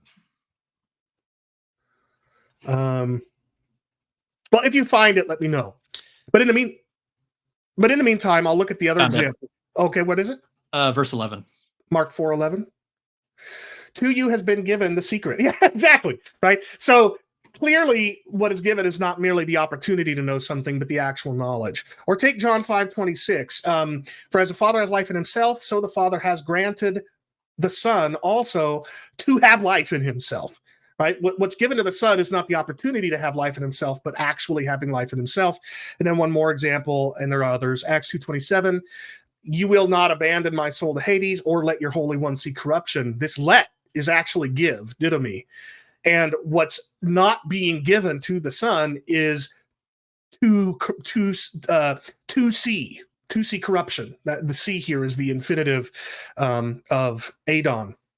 So what's withheld rather than given from the Son here is not merely the opportunity to decay, but actual decay. So these, and I think there are countless other examples, seem to indicate that when an infinitive verb is the direct object of the verb give or grant, what is given or granted is not merely the ability or the opportunity, but the actual doing of the thing. And if that is correct, then what John 6:65 would be saying is that what was granted by the Father to these who come to the Son is not merely the opportunity or ability to come, but the actual coming. So again, I'll just say that up until I prepared for this debate, this verse 65 made me think strongly that verse 44 does have a distinctly Calvinist reading. Now, I'm beginning to think differently for reasons I'll explain in a moment, but I know that you wanted to chime in here as well. Yeah, so evidently I agree with what you just said, because I even wanted to bolster your case there a little bit. And I would even say that it applies to nouns, not just infinitive verbs. So take Timothy or 2 Timothy 2:24-25, for example. Let me just pull that up. And I've got it here on the screen if you want to. Oh, you do? Okay. So, and the Lord's servant must not be quarrelsome. Hold on. Lost my cursor. Okay. Never mind. All right. And the Lord's servant must not be quarrelsome, but kind to everyone, able to teach, patiently enduring evil, correcting his opponents with gentleness. The NASB phrases it a little bit differently. It says, if perhaps God may grant them repentance, leading to a knowledge of the truth. So I think what's obvious there is that what's granted is not the opportunity to repent. It's it's repentance. They repent. But that said, I do find it interesting that repentance being granted by God in that text seems to be contingent on how the Lord's servants go about presenting the word to them. I mean, that's the whole lead up there. It's, the Lord's servant must not be quarrelsome, but kind to everyone, able to teach, patiently enduring evil, correcting his opponents with gentleness. And then what follows is that God may perhaps grant them repentance. So in other words, it's not some sort of supernatural or miraculous bestowal of repentance, it seems to me. But I think it's just language meant to identify whom to ultimately credit for the repentance. That is the God who sent out those servants of his. Yeah, and that's generally true. Although, as a determinist Calvinist, I think I could concede that and still have and still be a Calvinist determinist, because what I would say as a determinist Calvinist is that, yeah, it is the means by which the Lord's servant does these things that God either does or does not grant somebody repentance. But I also think it's those means that God predetermines. And so ultimately, and moreover, I think that God supernaturally regenerates those that the elect who respond with repentance to this teaching. And so, yes, it is contingent seemingly on the activity of the Lord's servant here, but if that activity is itself predetermined by God, and if God is even then supernaturally working in the heart of the hearer to have them believe, then it would still be consistent with Calvinism. But yeah, I don't substantially disagree with you there. Would you say working in the heart of the unbeliever through the means of the Lord's servant? No, not alone. I do think, even as a determinist, that for somebody to repent and believe, there's got to be a supernatural work of the Holy Spirit's part on the heart of the hearer. But I don't think that God typically. So actually, let me take that back. As a general rule of thumb, I think that God works that work of regeneration in the heart of the hearer when presented with a compelling presentation of the gospel, the kinds of things that the Lord's servant has talked about doing here. But I think he can and has done that even when the Lord's servant does a really piss poor job of it. Right? There are lots of. I'm a good example. I became a believer in the context in which I was discussing my dad's faith with him, and my dad was not. He was quarrelsome. He wasn't kind to everybody. He wasn't able to teach me anything having to do with faith. He wasn't able to correct opponents with gentleness. All these things, in fact, I would say were largely untrue of my dad at the time in the context in which I became a believer. And yet, God granted me repentance leading to a knowledge of the truth. So I guess, I don't know what the implications of all this are. Yeah, I take it as like a generally true thing, like a truism. Yeah, a truism. Yeah, I agree. And I'm just trying to make the case that truism can still be true, even if Calvinists are right that God has to supernaturally work in the heart of the hearer. But it doesn't. But that isn't that conclusion doesn't follow from the text either, and that's an important recognition. Now, going back to John 6:65, let me explain why I no longer am convinced that this verse makes John 6 and particularly verse 44 strongly a distinctively Calvinist proof text. So remember what I've proposed based on the end of chapter 5, that people can't believe, but not because of ontology or anthropology, but rather because they receive glory from one another rather than from the only God. And that people can't believe, not because of ontology or anthropology, but because they don't believe his writings. So in short, how can you believe in Christ? How can you come to the Son unless you're first a disciple of the Father, a disciple of Yahweh? All right, well, so with that in mind, coming back down to John 6:65, one could easily say that love, that abiding love for the Father, for Yahweh, and that abiding belief and trust in his testimony about the Son in Scripture may be the means by which the Father grants coming to the Son. Right? So it wouldn't be, when Jesus says that no one can come to me unless here, it may not be ontology or anthropology that grounds their inability here, but rather the fact that they aren't disciples of Yahweh. They aren't disciples of the Father. But those who are disciples of the Father would be granted by the Father coming to the Son. And that, again, doesn't answer the debate. It doesn't resolve the debate, because there would still be the question, what would it take to change the mindset of somebody from being not a lover of the Father, not a disciple of the Father, to being one who does love and follow the Father? That question is still up for debate. But if I'm right, and I know that's a big if, especially I'm saying that to you Calvinist viewers right now, if I'm right about that, though, then John 6:65 and 6:44 aren't distinctly Calvinist proof texts. All they would be saying is that no one to whom Jesus is speaking, that's an important caveat that we'll get to shortly, no one to whom Jesus is speaking here can come to him unless they are already disciples of the one who would therefore give them to him. That's kind of the way, that's the point I'm getting at. And what it would take to become that kind of pupil is, of course, another question. But anyway, so yeah, it's for those reasons that I'm no longer convinced that this is a distinctly Calvinist proof text. But what are your thoughts on this before I continue? I mean, so far I don't really have any objection. Okay.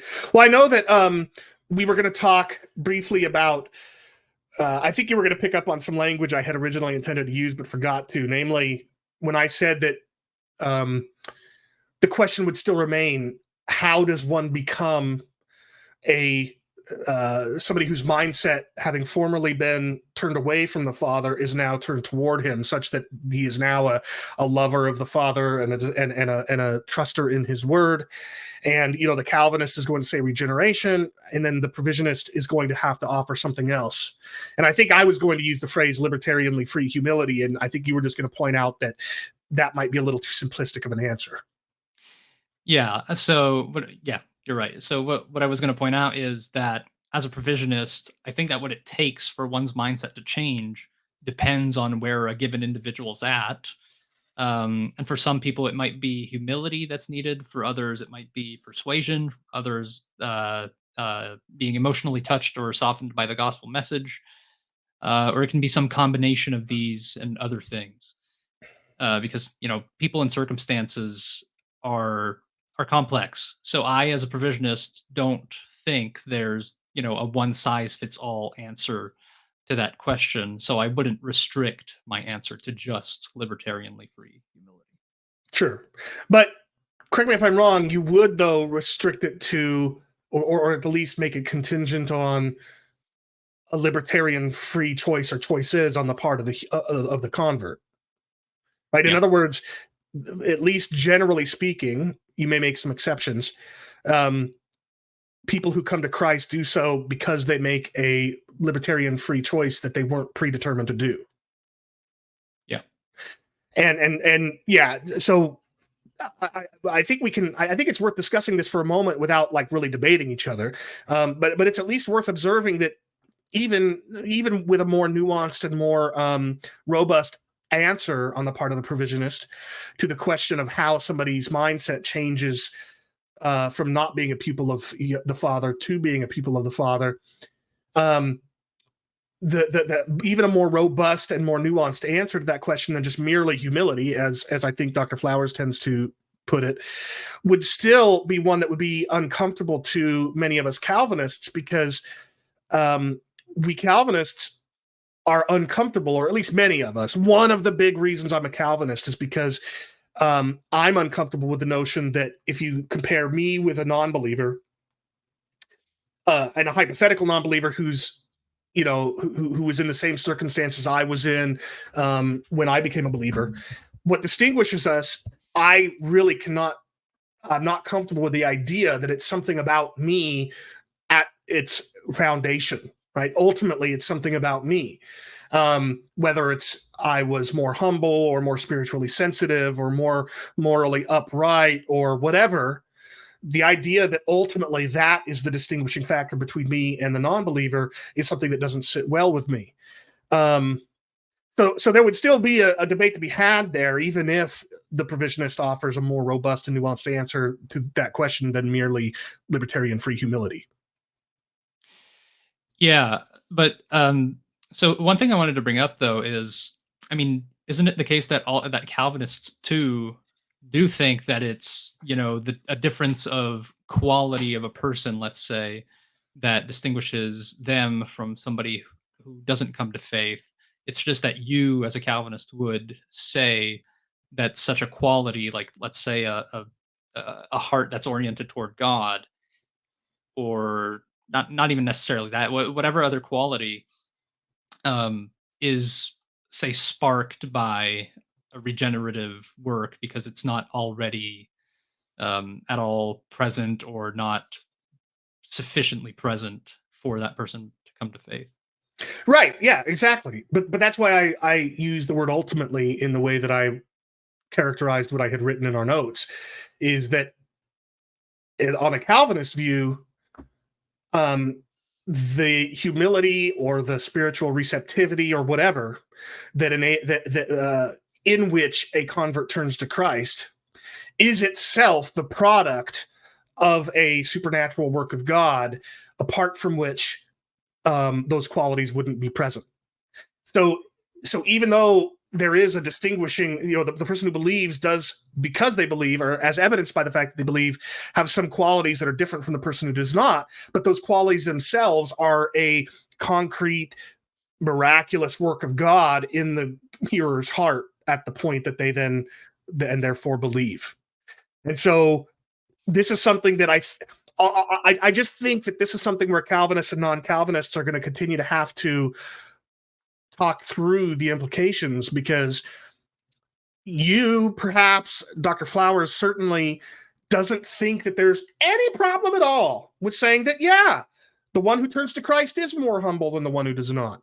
And their humility is because of them, right? It's something about that person, full stop. They weren't caused, they weren't predetermined, they weren't coerced or anything, any of those words or any other words, to be humble. They just were. And that humility prompts them to believe, whereas somebody else's non-humility means they don't believe. And, it's fine if Dr. Flowers doesn't think there's anything wrong with that, but I do.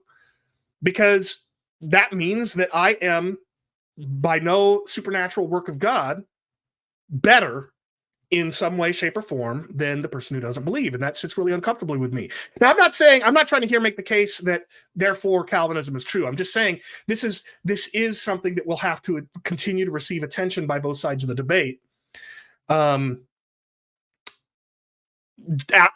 Offering the more robust, more nuanced provisionist answer isn't going to avoid that, is all I'm saying. Yeah. There's a question that just hit my mind. I'm not sure if I want to ask it, because I think we can always edit it out. Yeah. Okay. Well, I'm just curious what you would make of, because I'm sure that you, just like me, believe that there are heretics out there who. So you might have a group of people who believe in sola fide, let's say, but they're not regenerate and they're heretics because they deny that that Jesus is God, or something along those lines. But you also have other groups of people who say, believe that Jesus is God, they believe in the Trinity and all of that, but they believe in works salvation. So there are two essential doctrines that I think make one a Christian that can be believed by people who are unregenerate. It's just that they're not believed at the same time, I guess. But how would you account for that? Well, I don't think that what saves is belief, or rather, a set of beliefs, right? The reason why I say that, so let me just make sure I understood the hypothetical you've described. So let's say you've got two essentials of the faith, among others. You've got the Trinity and deity of Christ on the one hand, and on the other hand, you've got salvation by grace through faith alone, rather than by works. And you're proposing, well, you might have one group of people who believe the first of those, but not the other, and you might have another group of people who believe the second, but not the first. How do you? And neither of them are genuinely saved. So how can you account for the fact that they can believe some of the things and not others, and the others can believe other things but not the first, and neither of them have been regenerated supernaturally by God? And the answer is because it's not the belief in those things that makes one saved. It's that somebody who is genuinely saved, on my view, will believe both of those things.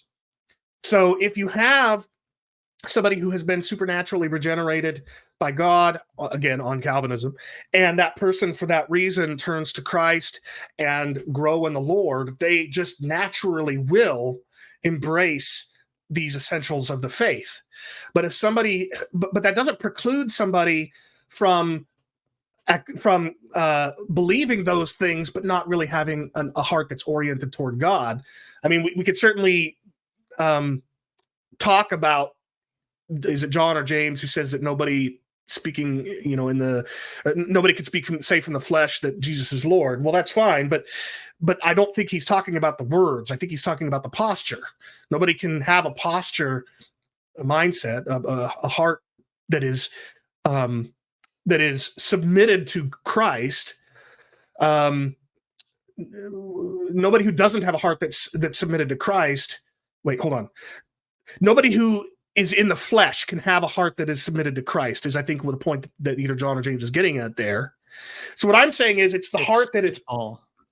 Paul. Okay, fine. I'm not the Bible scholar I sometimes think I am. But the point is, so somebody who has, in Calvinism, to have that heart that is truly submitted to the Lord is the result of a supernatural work of God. And that heart that is submitted to God will indeed, for that reason, believe all the essentials of the faith. But if you have another person whose heart isn't submitted to the Lord, hasn't been supernaturally regenerated, they could still intellectually assent to the essentials of the faith, but that doesn't necessarily follow from that therefore they have a heart that's submitted to the Lord. So that's how I would account for it. Somebody who doesn't have a regenerate heart, and for that reason doesn't have a heart that is submitted to the Lord, can intellectually assent to one or more, if not possibly all, of the essential definitional doctrines of the faith, but it wouldn't necessarily follow from that person has a heart that is submitted to the Lord. I don't know if that satisfactorily answers your question, but I mean, it elucidates your position. I'm not sure I would agree with it. Okay, yeah. I don't, but yeah. I suppose we could leave it at that. Though I just want to clarify, because you said something that sounded weird to me. Sure. Or you said something that at least sounded to me like believing is not like the means of being saved, but obviously there are like countless passages that identify. Well, so but those texts don't say that believing in what we call the essential doctrines of the faith are what save you. It's believing in Jesus. Right.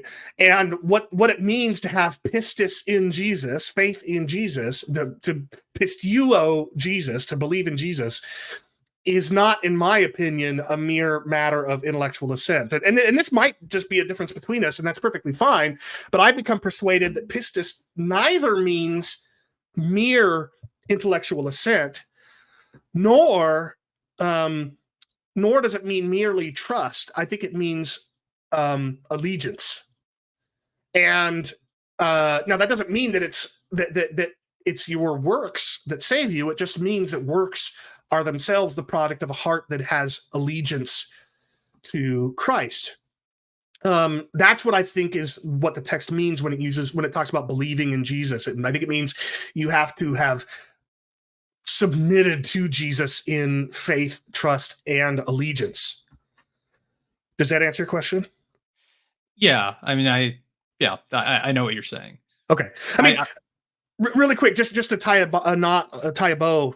Mhm. You would agree that it's not the same thing to believe that as it is to believe in, right? They're not identical, but I think Doesn't James say that even the demons believe, right? One can believe that Jesus is the promised Messiah in the Old Testament without believing in Jesus. That's the point that I'm trying to get at. Would you agree with that, or not so sure? Well, I don't think I don't think you're using James 2:19 correctly. Okay. But yeah. Well, but set that aside then. Would you agree that there's a difference between intellectually assenting to what we call the doctrine, the definitional doctrines of the faith? There's a difference between believing that those things are true, then on the one hand, and on the other hand, believing in Jesus. Would you agree that there's a difference between those two concepts? I think there's a difference, but the thing is, I don't think that anybody who believes that Jesus is the Christ, the Son of God, is not also believing in him. I think if you have one who's assenting to those facts, that they believe in him. Do you think that Satan believes in Jesus? Well, Satan's not a human. No, but he does believe that Jesus is the Son of God, right? Yeah. Does he believe in Jesus?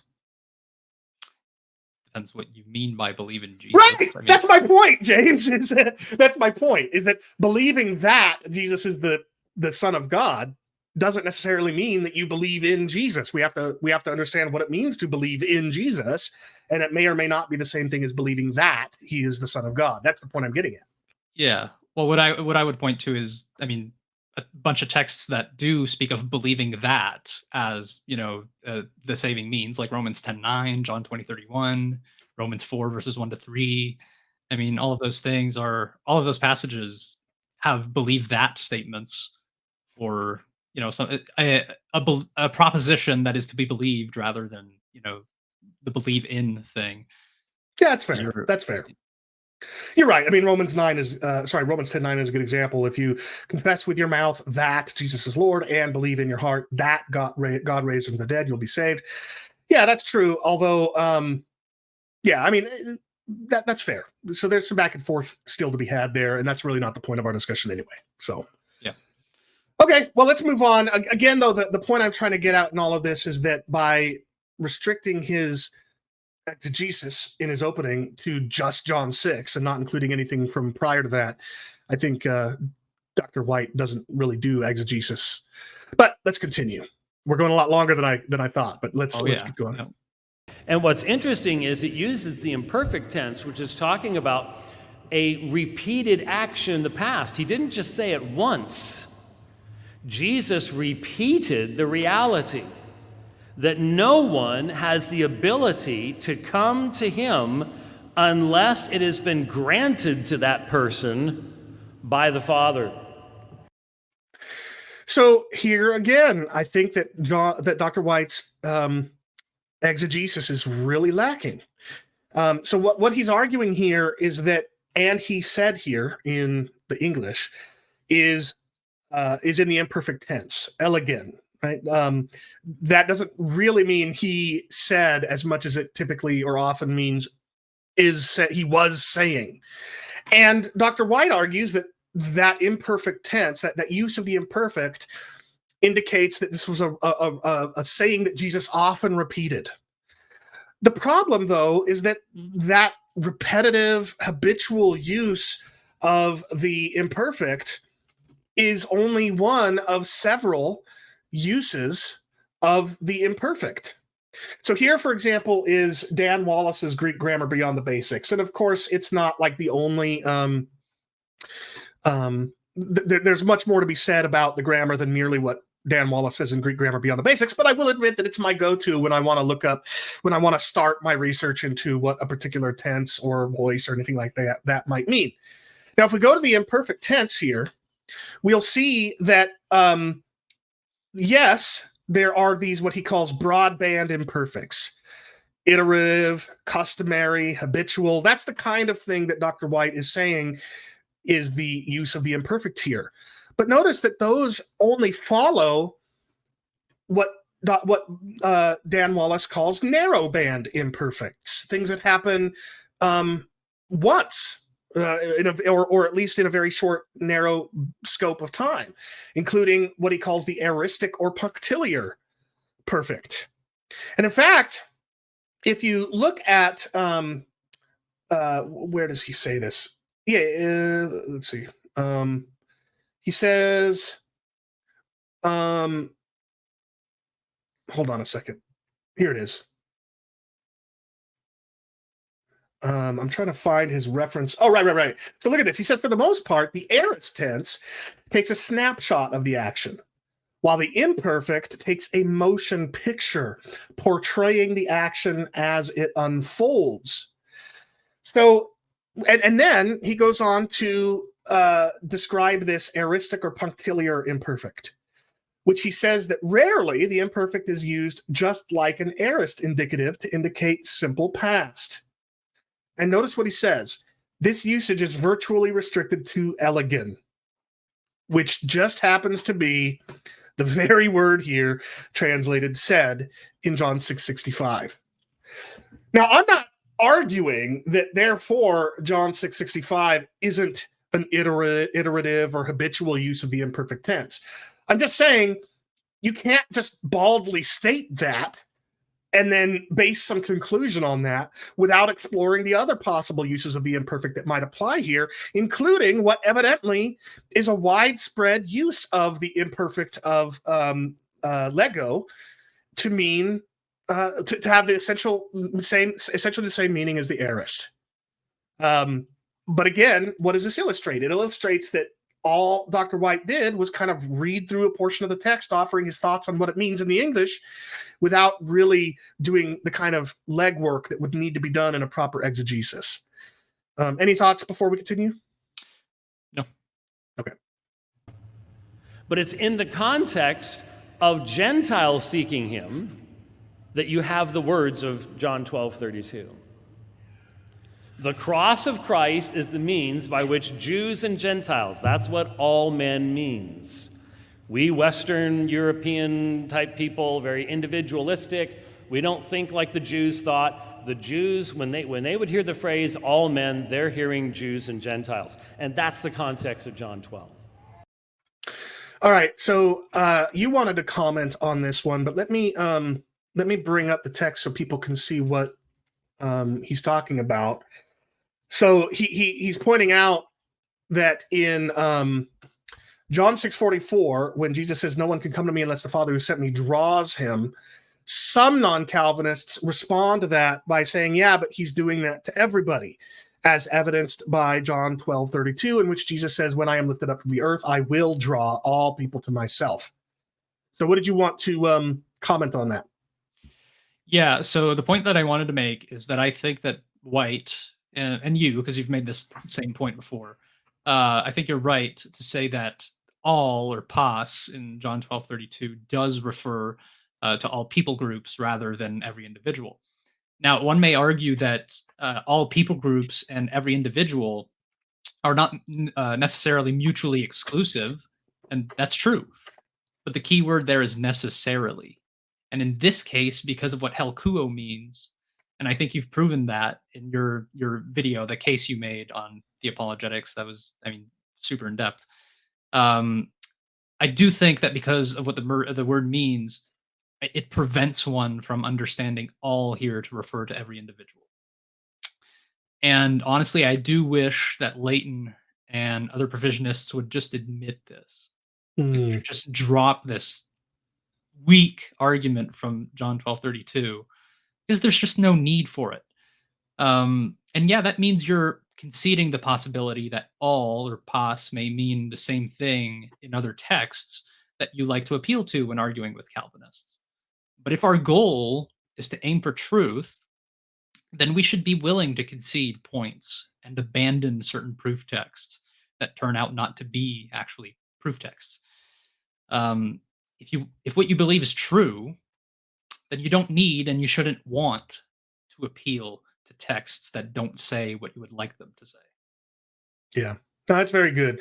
And I've just brought up the one of the entries on Pas in the Lunita lexicon. I never know how to pronounce. I think it's Lo Anita. Anyway, notice it says a totality of kinds or sorts, every kind of, all sorts of. I mean, this now there's also the meaning of every right, every individual, all without exception.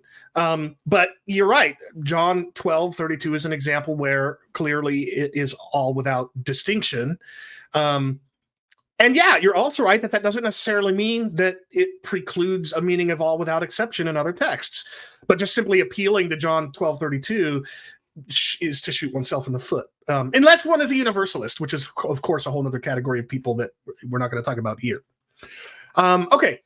So, yeah, I appreciate that. So it's at this point now that we're going to turn to Dr. Flowers' opening. You ready to continue? I can't believe we're like 2 hours in and we haven't even yet reached his opening. Well, would you rather keep going as part of this one episode to do Dr. Flowers' opening, or do you want to make that a part 2? I don't mind. I'm good. All right, let's keep going then. Let's keep going. Right. Okay, here's the question. Does John 6:44 teach the Calvinistic doctrine of unconditional election? I'm wondering if my opponent remembers that's the question, because I heard nothing on establishing unconditional election in his talk.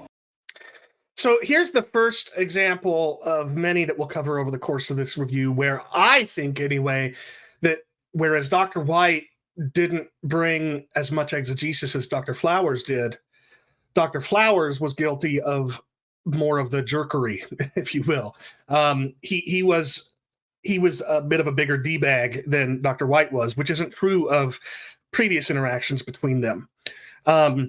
D-bag, not to be mistaken with B-dag. That's right, D-bag, not B-dag. That's a good point. And I just want to say, in the event that Dr. Flowers watches this, and probably there'll be an 18-hour review of it. I'm just kidding. I really want to encourage him not to let himself be influenced by what I take to be the sort of Andrew Tate, Donald Trump-like jerkery that many of the people that he's been spending time with lately seem to exhibit. I'm not going to name names. Everybody knows who I'm talking about. Or at least some people do. But I don't think I haven't gotten the impression that Dr. Flowers has been guilty of this kind of thing as much in the past as he has been lately. And it concerns me that he may be being influenced to be more like an Andrew Tate or a Donald Trump type Christian, like these other people that I'm alluding to are, in my estimation. Now, what do I mean? What do I mean when I say that he's being like Andrew Tate? He's basically being a jerk here. Well, notice right out of the gate, right as he begins his opening, he says, "I'm wondering if my opponent remembers that the question was blah, blah, blah." Well, that's such a jab. That's just an insult. There was no need to say that. Obviously, he's making a point, which is that everything that Dr. White said, or at least the vast majority of what he said, could be embraced by Dr. Flowers and other provisionists, because Dr. White didn't do much to make clear how what he's saying is meant to support unconditional election. But Dr. Flowers could have made that point without the insult, right? Why not just say, I didn't hear anything in Dr. White's presentation that explains how what he said supports the doctrine of unconditional election. He could have just said that. But instead, what does he come right out of the gate saying? I'm wondering if my opponent remembers the question. I mean, this is just jerkery. And I'm guilty of that often. I've done the same thing. But I'd like to think that we could at least acknowledge that kind of behavior is unhelpful. It's counterproductive. I don't know if you'd agree with that, and I'm not asking to say much more, but I just wanted to highlight this as one of several examples we'll come to where Dr. Flowers is unnecessarily contentious and hostile. I'm happy to go to the next clip unless you want to say something in response. No, I think that's fine. I for the record, I wouldn't go as far as calling him a d-bag for that. Just putting that up there for the record. Well, I'm not basing that assessment on just this statement. I'm using this as the first example of several that I think collectively substantiate that statement. But I'm also biased, though. So, and I do think that it was nice that you said I'm guilty of that too, and you're just not just trying to act as though you're so much more righteous and so much more better behaved than Leighton, let's say, in debate. Yeah, quite the contrary. I might be just as bad, if not worse, but it seems to me that the difference is possibly that I hate that about myself. And I'm not sure that Flowers hates that about himself. But anyway, that's neither here nor there. Okay, continuing with his exegesis proper. God gives his son the bread of life to the whole world, just like he already taught back in John 3:16. For God so loved the world that he what?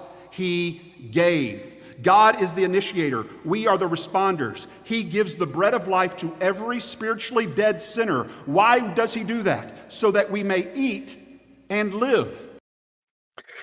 So I've said so far that Dr. White doesn't really do exegesis much at all. He just kind of reads the text, parts of it, and then comments with his own personal take on what it means. Here, at least, Dr. Flowers is trying to do exegesis because, of course, John 3:16 comes before John 6, and it uses that same verb didomi to mean give or whatever. And so I commend Dr. Flowers for that.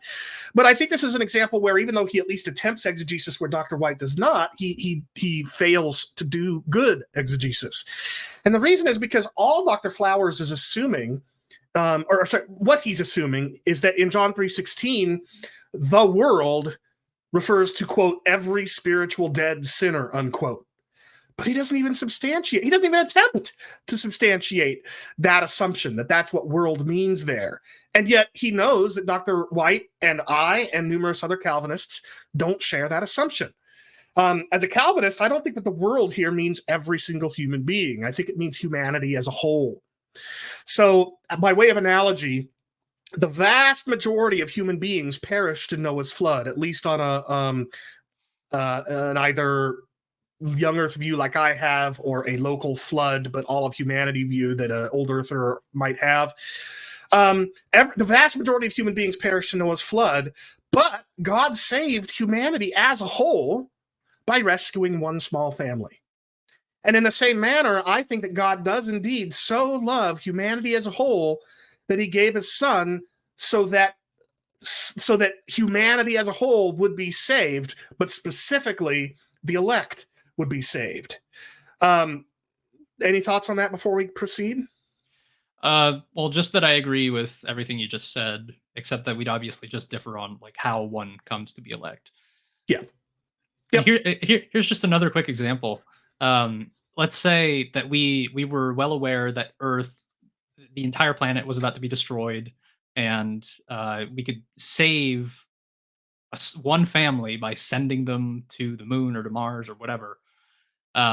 You could say in one way that you're saving the human race, and what you mean by that is you're not allowing humanity to be deleted entirely. You obviously don't mean that you're saving every single human being that's alive at the time. Right, exactly. Yep. So if Dr. Flowers were doing good exegesis, or at least as good as I would like him to do, he would have at least attempted to substantiate that world, cosmos, in John 3:16 includes every single human being, but it doesn't even try to do that here. However, again, I commend him for at least trying to situate John 6 in its larger Johannine context, which Dr. White doesn't even try to do. All right, let's continue. Back in John 5:43, Jesus says, I've come in my Father's name, and you do not receive me, which reflects back on what was said in John 1:12. As many as receive him, to them he gave the right to become children of God. In other words, this Israelite crowd is responsible for whether or not they receive God's gift to them. All right, so here again, I think that Dr. Flowers is failing at the exegesis that he's attempting, because if I'm not mistaken, here's the argument we just heard him make. Number one, just before John 6 in chapter 543, Jesus says his hearers do not receive me. Number two, earlier than that, in John 1:12, John says God gives to people who first receive Jesus. And so, conclusion, therefore, God giving people to come to Jesus in John 6 must be contingent upon them first receiving him. That seems to be the argument that Dr. Flowers is making, but I don't think that's right at all. It seems to me that receiving Jesus just is what he means when he talks about people coming to him. The two are so co-referring. The one who comes to Jesus is the one who receives him. And it's that coming to Jesus that John 6:65 says God gives to those who come to him. So yes, to people who first receive Jesus or first come to him, God then gives the right to become children of God. That's absolutely true. But coming to Jesus itself is something that God gives to people by that is given to people by the Father, according to John 6:65. And upon what is that gift contingent, Dr. Flowers doesn't attempt to say. So again, the exegesis is extremely lacking, but also again, he's at least attempting exegesis, unlike his opponent. Any thoughts from you before we proceed? I mean, I don't even think I disagree with point number 3. Now that I think about it, now I'm granting that receiving Jesus is, let's say, the same as like believing in him or coming to him. The way I understand giving, I would understand it this way. So going back to like my example of 2 Timothy 2, I think I said that having repentance granted to us is essentially just a way of crediting the one who's ultimately responsible for the repentance, which is God. And in this case, I would think that you could sort of understand point number 3 in the same way. Giving people, you said, therefore, giving people to come to Jesus in John 6 must be contingent upon them first receiving him. I think that would work with what I just said. If you first receive or believe or come to Jesus, then at that point it is true of you that you've been given by the Father to come to Jesus, because he's ultimately the one that you credit for having received him, because he's the one who sent Jesus into the world to begin with. So am I to understand you as saying that when it says God, that no one could come to the Son unless the Father gives it to him, that when it says he gives coming to Jesus to somebody, what that means is he's acknowledging that somebody has come to him? I think that if I were to paraphrase verse 65, no one can come to me unless the Father who sent me, or wait, anyways, no one can come to me unless the Father. I think give you could just replace with like unless the Father brings it about, sort of thing. Well, I agree with that, so that's fine. But I guess the point I'm trying to get at here is that what Dr. Flowers is not substantiating is the answer to the question, how does the gift of coming... Well, okay, actually, maybe that's... So you're saying... Are you saying that... Okay, let me back up. What Dr. Flowers, as I said, seems to be arguing here is that coming to Jesus... God giving people coming to Jesus is contingent first on them receiving Jesus. That seems to be the argument that Dr. Flowers is making, but I don't see how that can be, given that coming to Jesus just seems to be synonymous with receiving Jesus. Yeah, so the thing is, I think that somebody being given to come is something that is only true of somebody who has come, sort of by definition. I think that it's Well, but even then, it's not contingent on. It's just synonymous with, right? Sure. Yeah.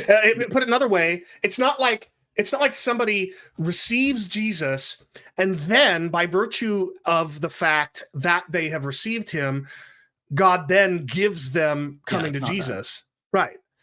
So the point I'm getting at is that Dr. Flowers hasn't answered the question, hasn't even attempted to answer the question. Well, the point I'm getting is that first of all, that doesn't work, because receiving Jesus and coming to Jesus just are the same thing. And what John 6:65 says is that nobody can come to Jesus unless God gives it to them. So you can't make God giving that to Jesus contingent upon their receiving him first, because that would be like saying statement A is dependent upon statement A, right? At best, you could say that, because we've got up on the screen John 1:12 that Dr. Flowers is arguing from. Yeah, we can say that to those who receive him, namely those God gives coming to Jesus to, those people God then gives another gift, which is the right to become children of God. We can say that, but it doesn't answer the question upon what is receiving him, or upon what is coming to him, more specifically, upon what is God granting coming to him contingent on. He doesn't answer that question. Do you see what I'm saying? Yeah. Well, I think there would need to be more meat on those bones, we'll say. And I think an interesting question that you and I could probably think about more off air together is what exactly it means for, coming to be given. Yes, I agree. Yeah, because like the way I understand it, again paraphrasing, no one can come to me unless the Father who sent me brings it about. That is, brings coming about. I think I understand that as a way of crediting the Father with the coming, not as like, it's hard to flesh out right now live, but yeah. But yeah, we'll continue to talk about it both off the air and possibly on the air in a future episode. Yeah. But if I'm understanding you correctly, you're saying when it says no one can come to the Son unless the Father who sent him brings it about, grants it to him, whatever, you're saying the emphasis is on crediting the Father with it happening, not necessarily the Father actively and concretely doing something to bring it about? Is that what you're saying? I get the distinction you're making, so I'll say yes, but I'll caveat that obviously part of the crediting the Father with the coming is acknowledging that the Father has done something. It's gotcha. Just that I don't think that the something is like some like specially directed, miraculous thing. Right. So let's say that I'm right about how John 5 should inform John 6. And let's say that what these verses collectively indicate is that no one can come in this context. Again, this is important because we're going to get to this shortly. No one in this context can come to the Son unless he is already a disciple of the Father, right? If that's the case, then the means by which somebody comes to the Son may just be the tutelage that the disciple experiences by virtue of being a disciple, right? The knowledge that this disciple attains through the study of the Father's word, the character that is shaped by being a disciple of the Father, those kinds of things can be the means by which the Father brings it about that somebody comes to the Son. And that wouldn't be some kind of supernatural, miraculous act of regeneration. It would just be what naturally takes part in the hearts and minds of these disciples of Yahweh. Yeah, I think that's plausible. That's gonna get clipped by some Calvinist who doesn't like me anymore. But that's okay. I still am a Calvinist. I'm anyway. All right, let's continue. But let's just suppose that the Calvinist is right and that God didn't give this gift to everyone. Then what is the sinner really rejecting on Calvinism? He isn't rejecting the bread of life, because on Calvinism, the bread of life is not given to the non-elect. So here, Dr. Flowers is, in my estimation, deviating from exegesis, or at least an attempted exegesis. And now what he's trying to do is do philosophy or logic, but grounded in statements that the text is making. But the problem, it seems to me, is that the only text that Dr. Flowers has pointed to in which Jesus himself is the gift is John 3:16, where I question that that's the meaning of give. Let me explain what I mean. In John 6:37, I think that's the verse that Dr. Flowers is commenting on here. All that the Father gives me. Okay, so in this case, Jesus is the gift to those who, for that reason, come to Jesus.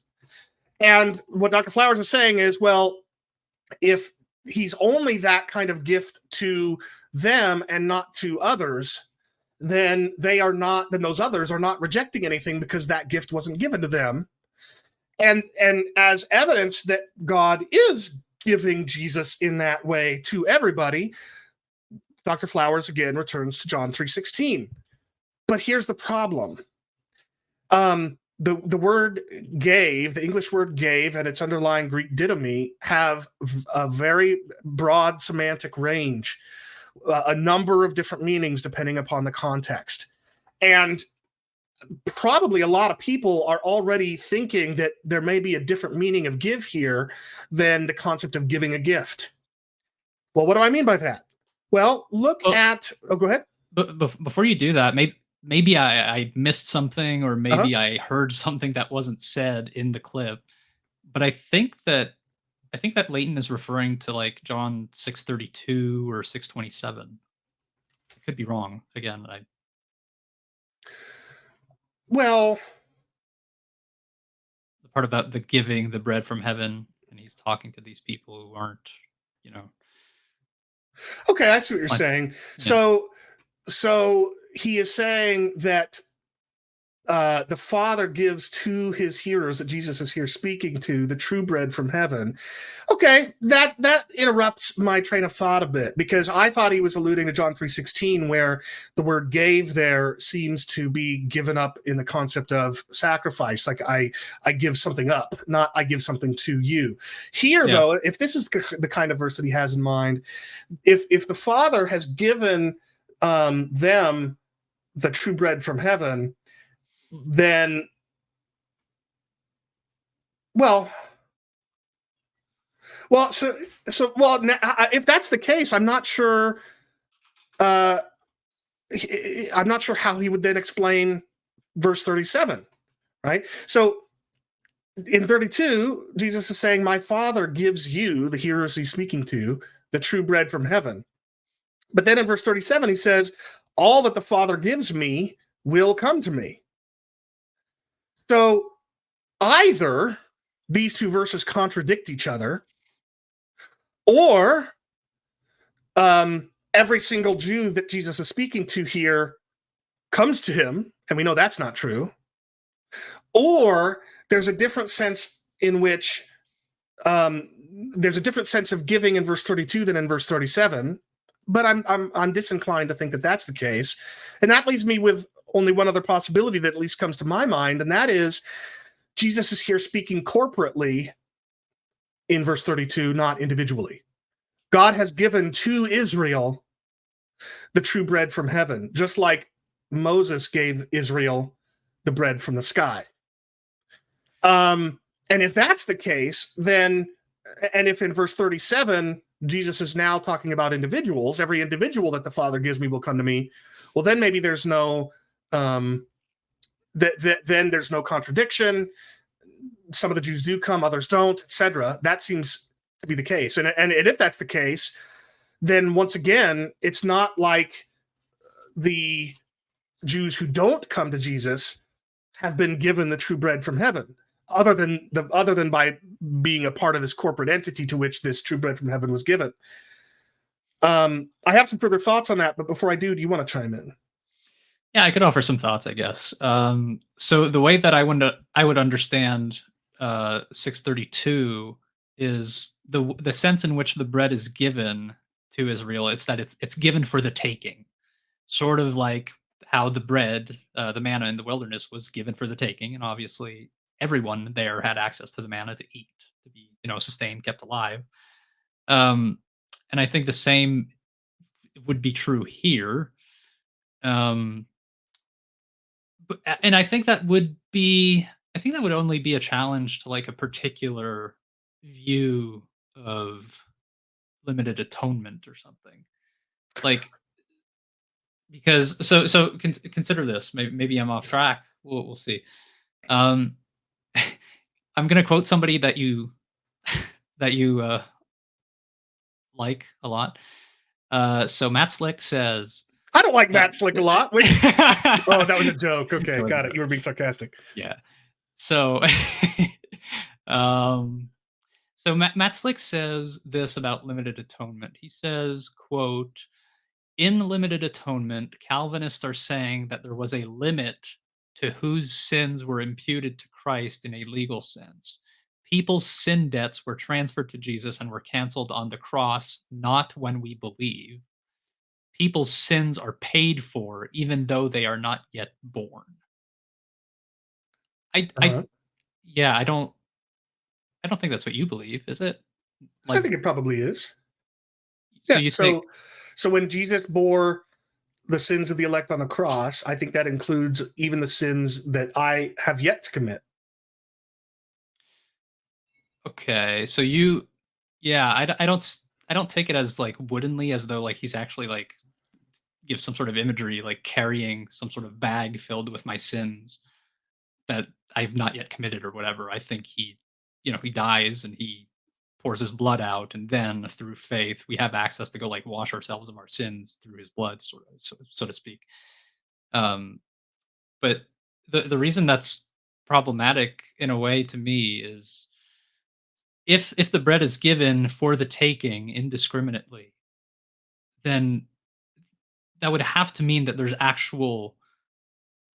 potential for the people to whom the bread is given to have their sins forgiven. But in this understanding, there are some people who there's no part of the bread that has their name written on it if they want it, so to speak.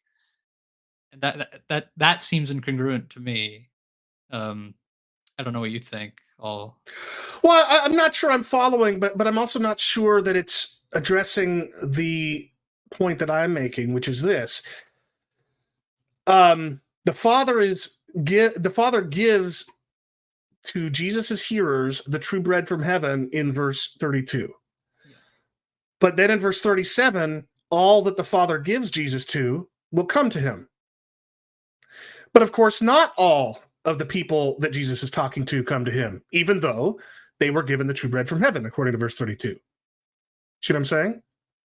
I don't see how that conflicts, because in verse 32 the bread is being given, and in verse 37 it's not bread being given or even Jesus being given, it's people being given to. No, it's not. It's in verse 37, all that the Father gives. Oh, you're right. I see. It's not, okay, I don't know why I was misreading that. So it's not, you're right. It's people who are given to the Son. Okay, all right. But then that just goes back to what I was saying before, is Dr. Flowers is saying, he's making a philosophical or logical argument here that that people who don't come to the Son can't be said to be rejecting him if he wasn't given to them. And what I'm saying is, he hasn't pointed to any text that indicates that he was given to all. But that's where verse 32 comes in, because you were given. But okay, but here, okay, I think I see what you're saying. Yeah, because the analogy would be that the bread in the wilderness was given for the taking for all, and so too here Jesus's body is given for the taking for all. Well, but if there are some people whose sins Jesus didn't bear on the cross, in the way that I read from Matt Slick, then that just wouldn't seem to be true. Well, but again, I think that he's talking here. I don't think he's necessarily meaning it in the sense that you're talking about, giving for the taking. I don't think he's saying he's giving all of Israel a gift for the taking, and some of them are taking it and some are refusing. I think he's just saying he's giving in the same way that I think that when the world is used in John 3:16, it's talking about humanity. Here, I think it's talking about Israel, and Israel is given the true bread from heaven, even if only some of the people are actually recipients of it. Another way to put it might be like this: God gave to humanity escape from the flood. But of course, and humanity did escape the flood, even though only a small family did. Well, in the same way, perhaps, God gives Jesus to Israel in this context, even though most of Israel rejects him. But you're right. That's an interesting point, and we could discuss that further. But the point what I'm trying to pick up on is this philosophical or logical argument that Dr. Flowers is making. And let's concede what you're saying, that he's actually alluding to verse 32, or maybe even a different verse, where Jesus does indeed appear to be given to people who don't come to him, who don't receive him. And whereas if Calvinists are right, and Jesus isn't given to the people who reject him, then how could they be said to be rejecting anything? And that, I actually think, is easily answered. And that is, rejecting something doesn't require that the gift was indeed intended for you. It only requires that you refuse to accept it as a gift, and maybe you think the opportunity is there to take it. So here's what I mean. If let's say I ran an ice cream shop, and you saw a sign that said, chocolate, and a sign that said vanilla, and I say, which, you're welcome to choose the chocolate, and you instead say, I choose vanilla. And so I give you the vanilla, and then let's say that while I'm behind the counter getting the vanilla, you walk around and you find out there was no chocolate there. Well, you could certainly make the argument that the chocolate wasn't a genuine option for the person that chose vanilla instead. But the person still did choose vanilla over chocolate, even though there was never any chocolate for him in the first place. Well, in a similar way, not perfectly analogous way, I think one could say that if Calvinism is true and if limited atonement is true, then there's definitely a sense in which Jesus was not given for the non-elect, or even to the non-elect, but that wouldn't preclude the gospel call from being one that goes out to everybody.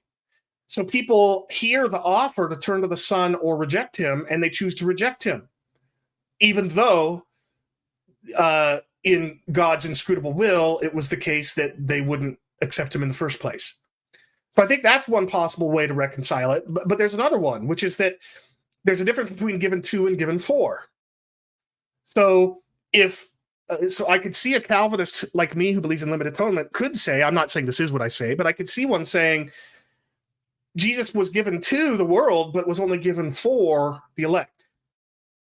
To give for could have this sacrificial type of concept where you're giving something up for the benefit of, on behalf of a certain group of people.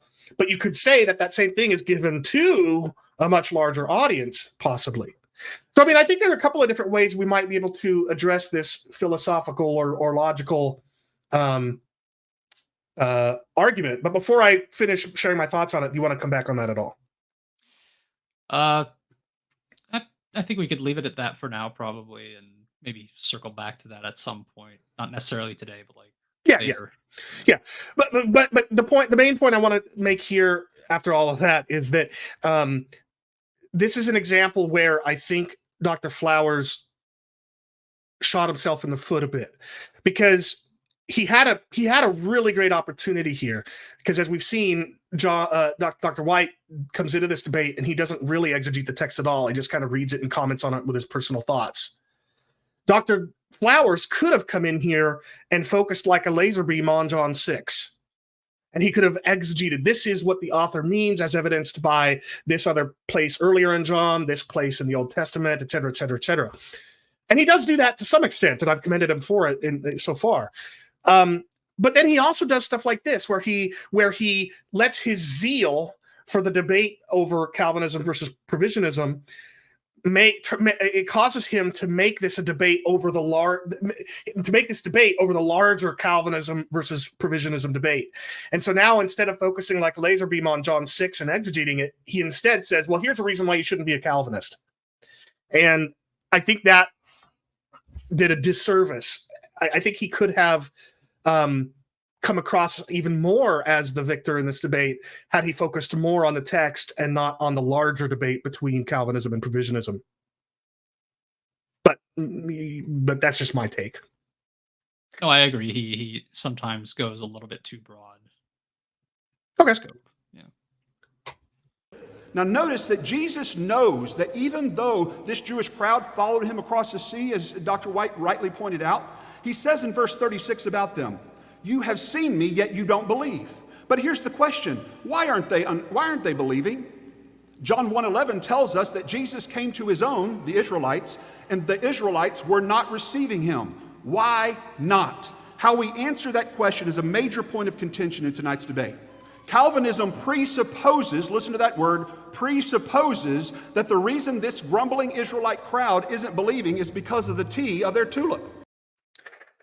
Now, the point I want to make here is that this is just another example in my mind of what is the poor behavior on Dr. Flowers' part. And that's because this is just a really slimy misrepresentation of what Calvinism actually does with regards to these verses. You remember, what was the very first thing that you and I started discussing from White's opening? Do you remember? Actually, I don't. The very first thing we discussed was your perception that it was strange that this debate was about whether John 6:44 supports unconditional election. And why did you find that strange? Because usually the points that are associated with John 6:44 are like total inability or total depravity or irresistible grace. So in other words, usually Calvinists argue to total depravity from these verses, right? Yeah. So then we don't presuppose it, do we? No. No, we conclude it. Now, we could be wrong, of course. I mean, that's the whole debate, right? We could be wrong to conclude that total depravity from John 6:44 and 65. But the point is, we're not presupposing it, we're concluding it, rightly or wrongly. So here again, I think Dr. Flowers is being a bit slimy here, and I'm really disappointed in him for this. He could have very easily made the exact same point in a way that doesn't come across like an a-hole. He could have just said, Calvinism concludes that the reason these grumbling Israelites aren't believing is because of the tea in their tulip.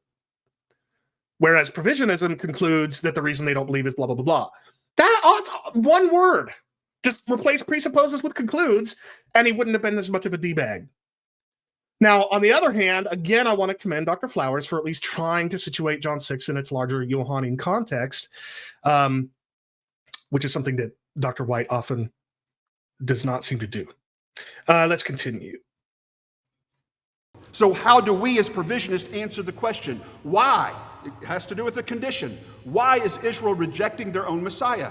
Well, according to Scripture, despite God's long suffering and holding out his hands to Israel all day long, as Romans 10:21 says, these people have, quote, become calloused because they have closed their eyes, as Paul told us in Acts 28. So I'm really disappointed with Dr. Flowers here. I don't know whether he's doing this intentionally, although I'll admit that I don't know how it's even possible to do so unintentionally. But he's very clearly misleading his viewers here. Because look at his claim, and it's up on the screen right now. He says on the screen that somewhere in Acts 28, the Jewish people are said to have, quote, become calloused because they have, quote, closed their eyes. But that just is not even there in Acts 28. If we go to Acts 28:27, for this people's heart has grown. Actually, let me go to the NIV because that's the one that I think he's quoting from. So here's the NIV. Hold on, I'm trying to close the table of contents here. For this people's heart has become calloused. So there's the language he's quoting. Their heart has become calloused, and they have closed their eyes. And translating the word kai. There's no logical conjunction here like gar or something like that that says this people's heart has become calloused because they have closed their eyes. Now, I don't know with certainty why he does this. I don't know what point he's trying to make when he pretends as though the text says it's because, when in fact there's no because there. But the fact that he does so really disappoints me. It is misleading, even if he doesn't make a major point there. But I know that you would argue he's not intentionally doing it, and I'll give you a chance to say why. Yeah, so if you could put I don't know if you can put the video back on screen so we can just like see the slide. So first of all, like you said, I don't think he's intentionally misleading. I think I think he's just being not careful, I guess, in his thinking. Um, and why I would even sort of, so in one sense he's misleading, but in another, I mean, he only puts quotes over become calloused and I can't even see it because of where my window is, closed their eyes. Those are the two only parts that he puts in quotes. So we know that the word because there, or I think it's fair to conclude that he's not trying to get viewers to think that the word because is actually part of Acts 10:28. I think that's just his understanding of the relationship between the two things. So I did want to point that out. It's not as though the word because there was in quotes. Um, and yeah, I just think that sometimes he doesn't do great with details like that. And I actually have a little clip here that I want to play. I don't know if this is going to come through well. You could tell me, I'm sure. Hold on, never mind. Sound on. But my back and forth with Chris Date has been fun, to say the least. Chris is a very detailed person. He's a computer programmer, and so he micro focuses on a particular grammatical point, the jots and the tittles. And I don't do that very well. I'm not a precise person. I'm a big picture thinker. It's kind of the forest, the trees kind of thing. And I admit that. I know that's a shortcoming of mine, and I know that in my own work, even with planning of events and things like that. The detailers, administrators around me get frustrated by me very quickly because I don't do very well with the details. I know that's a shortcoming of mine. I would attribute it to that, probably. Well, it could be, but I want to make a couple of points in response. Number one, the fact that he doesn't include because in quotes doesn't mean he's not intentionally misleading. All it would mean is that or it might just mean that he knows because isn't in the text and he doesn't want to get called out on it.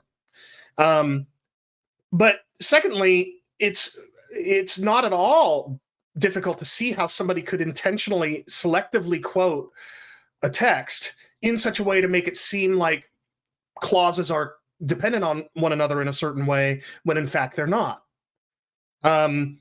And that seems to me to be what he's doing here. And the reason is because the word because does something here that the text nowhere does. Right? When you look, if nobody was listening to the debate here and all they saw was the slide we have up on the screen right now, these people have become callous because they have closed their eyes. And Paul told us this in Acts 28. Wouldn't you take from that Leighton is saying that their callousness is the result of their own action? Yeah. But is that what Acts 28:27 says? Not specifically, no. No. So I think you have to do some work to selectively edit the text and make it appear as if callousness is the result of them closing their eyes, when the text gives no indication whatsoever that's the case. In fact, I want to bring the text up here for a second. Mm-hmm. It seems to me that this text, isn't this verse, isn't this text from the Old Testament quoted elsewhere? The one we saw in John earlier? Yeah, right. Yeah. So doesn't John 12 seem to be indicating that the reason that they are the reason their eyes have been closed is because, or their hearts have become calloused, is because he has blinded their eyes? Yeah, that's what it says. Yeah. So here's my point. Going back to the slide that Leighton has here, he seems to be suggesting that their callousness is owing to their choices. And yes, I get that with the concept of judicial hardening, provisionists want to say that hardening is itself a punishment for them closing their eyes. That's fine. But the point is, this text, as it's used in John 12, talks about God being the one to make them blind, not them. So it seems to me that Leighton is actually reversing the meaning of the text by selectively quoting it and putting a word because in there that appears nowhere in the text.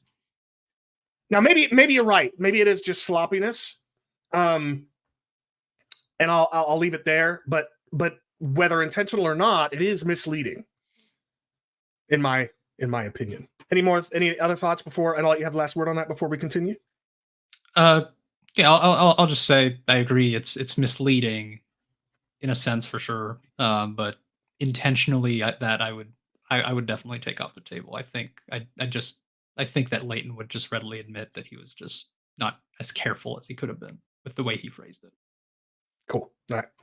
As both Jesus and the prophet Isaiah declared, God was willing to gather Israel under his wings. He was willing to save them, but they were not willing. So I submit to you that contrary to the Calvinistic view, they are not in this condition because God was unwilling, or because they were by default born unable to believe, or because Jesus doesn't really love these Israelites.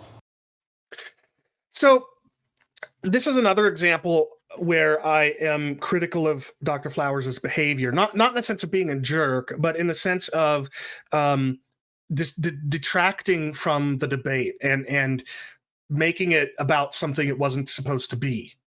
So what I mean by that is, here, this is one of many examples where he doesn't even pretend to be trying to exegete John 6. Right? Instead, what he's doing here is arguing from his own personal opinion on the meaning of some other texts outside of John to the conclusion that unconditional election is false. Now, of course, Dr. Flowers might reply to me by saying that it's appropriate to consult the whole Word of God on a topic. And if the whole Word of God elsewhere rules out some view like unconditional election, then John 6 couldn't be teaching that view. And that's true. That's true. But the problem is that would fail to justify what he's doing here. Because again, he's not exegeting these other texts that he's citing. He's just telling us what he thinks they mean. So number one, he's not exegeting. He's proof texting from other places outside of John to a conclusion that is just his personal opinion, and then saying, therefore, that can't be what John 6 is talking about. And secondly, as I said, it distracts from the whole point of the debate, because any moment that Dr. Flowers spends doing this kind of thing is time that he could have spent actually discussing the topic at hand. And number two, any time that Dr. White spends responding to those is time that he could have spent focused on John 6. So I'm really disappointed with Dr. Flowers here. I would have liked to see it, and don't get me wrong, I didn't expect anything more. In fact, I expected less, and that's why I'm commending Dr. Flowers. I didn't expect more, but the way a real good debate between two people on whether John 6:44 supports unconditional election would work is with both people actually doing exegesis of John 6. And neither of them are doing that. Dr. Flowers does more of it, but neither of them are doing much of it. And that's a little frustrating. Any thoughts from you before I continue? Well, something you just said just reminded me of something I said in the beginning, which was the reason I think White didn't perhaps do as well as, Calvinists may have hoped, even though I've seen a lot of Calvinists give him a lot of praise. I said it might have been because of the debate resolution, and I think that's true. But I'm also going to mention the fact that White, that I think that weekend had like a bunch of other debates going on too. So maybe he just didn't have as much time to prep and sharpen his case as much as he would have liked. So I'm just throwing that out there to be fair to James White too. Yeah, well, we Calvinists appreciate that. All right, let's continue. Calvinism teaches they are by default unable to believe because they are not given to Christ. We teach they are not being given to Christ because of their continued refusal to believe all that the Father has already taught them. Now, as I've already pointed out, I think Dr. Flowers is being pretty gross and slimy here by falsely accusing Calvinists of presupposing total depravity, when, as we've already established, that is in fact their conclusion from verses 44 and 65. But notwithstanding my criticism of Dr. Flowers' sliminess here, the reason I'm playing this clip is because I think that the provisionist side of this slide captures pretty well what I'm beginning to wonder if John 6:44 and 65 might mean based on the end of John 5. So notice what the slide says, but let's take off the provisionism and contrast part, all right? The reason the unbelieving Jews are not being given to Christ is because of their continued refusal to believe all that the Father has taught them. That seems to be a pretty good characterization, a pretty good summary of the end of John 5. And given all the points of commonality between that passage and John 6, it seems very plausible to me that that's therefore what Jesus means in John 6:44 and 65 when he says, no one can come to the Father, or no one can come to me unless the Father who sent me draws him, and no one can come to me unless the Father grants it to them. It would mean that the reason the Father isn't giving to them, or the explanation that the Father isn't giving them to the Son, is because they aren't already faithful followers of the Father. I think that's very plausible, and I think I'm starting to move in that direction. Now, what I will say though is, I think that Dr. Flowers could have substantiated this far better by focusing on those verses at the end of John 5 earlier, like before he starts his exegesis of John 6. One of the problems, and you've heard Dr. White say this, he said it in the debate, he said it before and after, he alleges that Dr. Flowers, he just, as he's going through the text, he just sorts of goes all over the place, right? He picks from over here and picks over there, and he doesn't stay in the text. And when you start with John 6, and then you get part of the way through, and then you jump to earlier in John, that's kind of the impression you give. But let's imagine that he had started with the end of John 5. And he made the case that what Jesus is saying at the end of John 5 is that people aren't coming to Christ because of their continued refusal to believe all that the Father has taught them. Well, now, as he goes through John 6, he'd be able to return back to what he observed from the beginning from the end of John 5, and he wouldn't give this impression that he's bouncing around. It would give the right impression. It would give the good impression that he is exegeting John 6 by first looking at what was said immediately before it. Now, one last thing I want to say about this, though, is that even if I'm right, even if what I'm beginning to think might be the case is the case, it wouldn't mean that that Calvinism is untrue, right? Because it could be true both that people who aren't given to Christ are for that reason unable to believe in him, and that they are not given to Christ because of their continued refusal to believe all that the Father has taught them. It would still leave unanswered the question of why they continuously refuse to believe all that the Father has taught them. And of course, Calvinism is going to answer that one way and Provisionism another. But But the point is, what it would do is remove John 6. It would render John 6 not a Calvinist proof text. And I think that, assuming I remain a Calvinist, as I think I will, that's probably all that this will do, is I'll no longer appeal to John 6. But anyway, any thoughts from that before we continue? No, not really.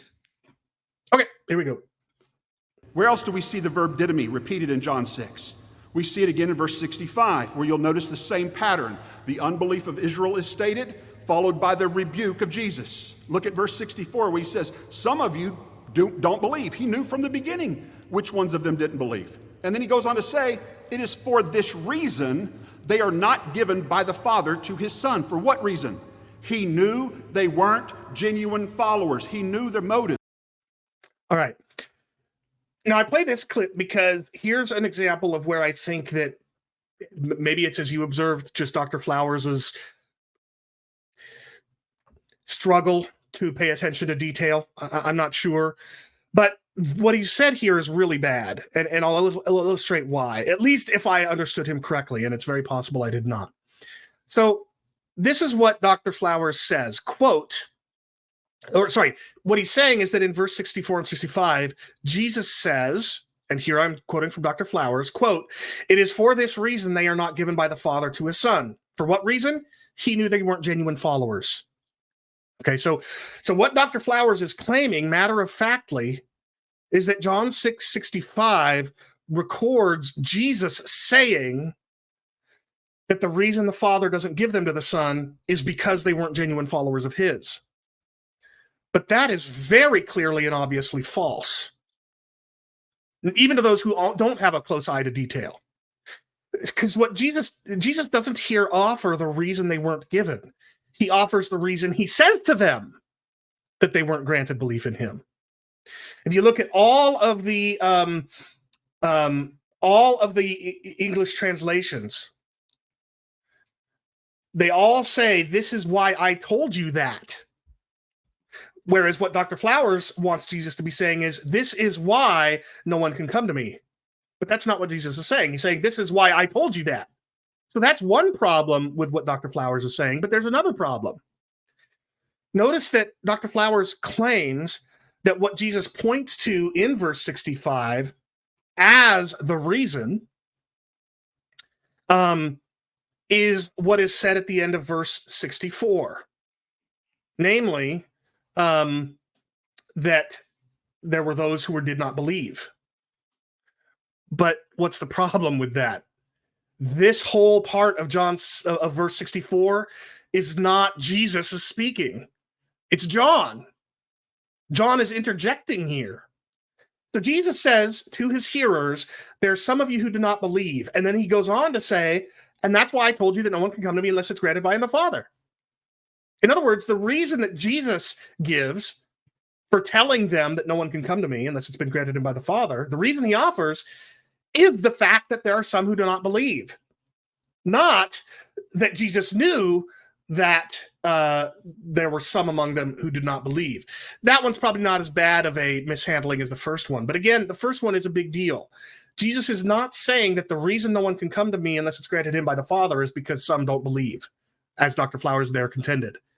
Rather, the fact that there are some who do not believe is the reason why he tells them that no one can come to me unless it's been granted to him by the Father. And that's a big difference. But I don't know if you have any thoughts on that before I proceed. I don't. I think that was all fine. All good. Hopefully, like you said, it is just his sometimes inattentiveness to detail. Let's keep going. And once again, we see the exact same pattern. Jesus is rebuking them for their unbelief in verse 40, saying, yet you refuse to come to me to receive life. Now notice the order there. A spiritually dead man must come to Jesus in order to receive life. Just like in chapter 6, you must eat of the bread in order to live. Whereas Calvinism gets it backwards. You have to be made alive before you can eat. So had I been the one to choose this clip to respond to, I would have done so to make the same point I made a couple times before, that that Dr. Flowers is, instead of focusing like a laser beam on John 6, he's bringing all sorts of other things in to make a larger argument about against Calvinism. But I wasn't the one who chose this clip. You did. So so tell us why. Yeah. So, by the way, I agree that this is sort of a tangent on Leighton's part. It's part of him making the case against Calvinism as a whole, sort of thing. But the reason I still wanted to bring it up is because I really don't think there's any disputing that being made alive or coming to life, according to Scripture, is something that occurs through faith. And I forget how I started the beginning of my sentence, so now I'm not sure how to finish it. Anyways, so the point is, Scripture, when it speaks of being made alive or coming to life, uh, in both cases, it's through faith. It's not unto faith. And as Chris has already conceded in our previous episode on my channel, uh, that is the case. Coming to life or being made alive is through faith. And I would just invite other Calvinists to consider doing the same because, to be honest, I just think it's so blatantly obvious. And whether John 5:40 and Pauline's statements about being made alive are saying the same thing or not, both are by faith either way, so there's not much use fleshing that out here today. Um, Now, what that does to the case for pre-faith regeneration is, I mean, it's a topic for another time, but I just wanted to make a quick little call to action there. Yeah, I suspect that the reason the Calvinists might resist that concession is because they like the analogy of Jesus raising Lazarus from the dead, for example, right? Jesus calls out to a dead Lazarus, come out. And it's not like the dead Lazarus says, I wonder if I'll come out or not. No, he just comes to life, right? And that's what the Calvinist wants to say that regeneration is akin to. It's being raised from the dead. And that's not something that the person who rises to life has a choice in the matter of. But I think that a case can still be made for pre-faith regeneration without that analogy. That's why I'm still a Calvinist. And so I agree with you. I think Calvinists should just concede this and move on and say, yeah, that's right. Coming to life, being made alive, etc., is what happens as a result of faith. And then the question just still remains, how does one attain faith? Is it through some kind of supernatural work by God, or is it something else? So I agree with you. All right. In Nehemiah 9:30 of the Septuagint, the Greek word for draw, helko, is the same word we see in John 6:44. It's used for the Hebrew word mashak, and it's literally translated, quote, "And you have drawn them for many years and testified against them by your spirit, by the hand of your prophets, and they have not listened." In other words, while being drawn by God, they refused to listen, leading them to become, over time, hardened in that condition. All right. So here again is, on the one hand, a commendation to Dr. Flowers for trying to exegete, right? He's looking at how Old Testament uses of the same word and concept might inform how the word and concept is being used in John 6, and that's good. The problem, however, is this is a really bad example. And I'll explain what I mean. So what Dr. Flowers and Leighton, if you're listening to this, Leighton, please listen to what Chris is about to say. Thank you for that. I appreciate that. So what Dr. Flowers is assuming here, or at least I don't know how you could come to any other conclusion, is that the verb helkuo, translated draw in John 6:44, has the same meaning here as it does in the Septuagint translation of Nehemiah 9:30. But here's a problem. He makes no attempt at all to even substantiate that assumption. And yet, as we've already discussed, virtually all words in any language have a semantic range, a number of possible meanings, and it's context that determines which of a semantic range, which of a word's possible meanings is intended in any given use. And that context is often determined by things like grammar and other words that are nearby. So here's an example, and this is a different example than I used when I discussed this with, I think it was Dan Chapa, or maybe it was you. Maybe it was, anyway, one or the other of you. I used a different example. Here, I want to use the example of the English word hit, right? H-I-T.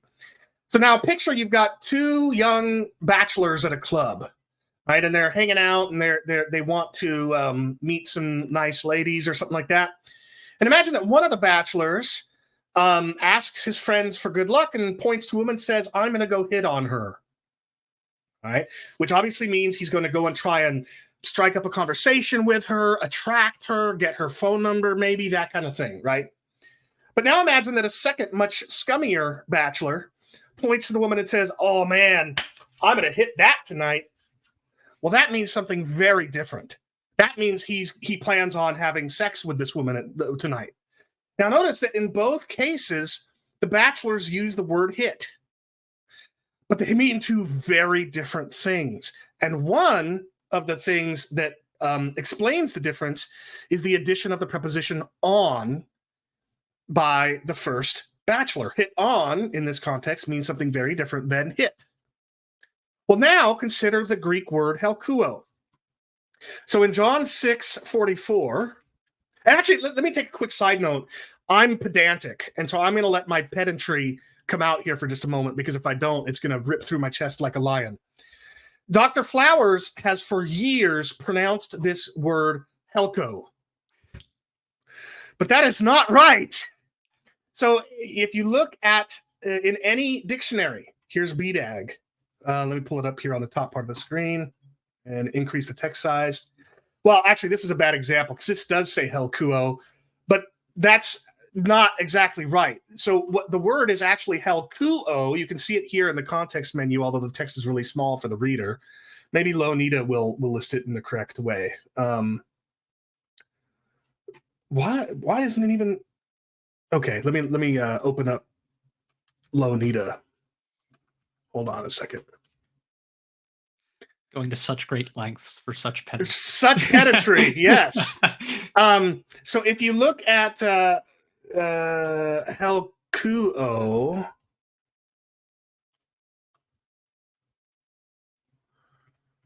oh, it has it listed as helko too. Well, shoot, maybe he's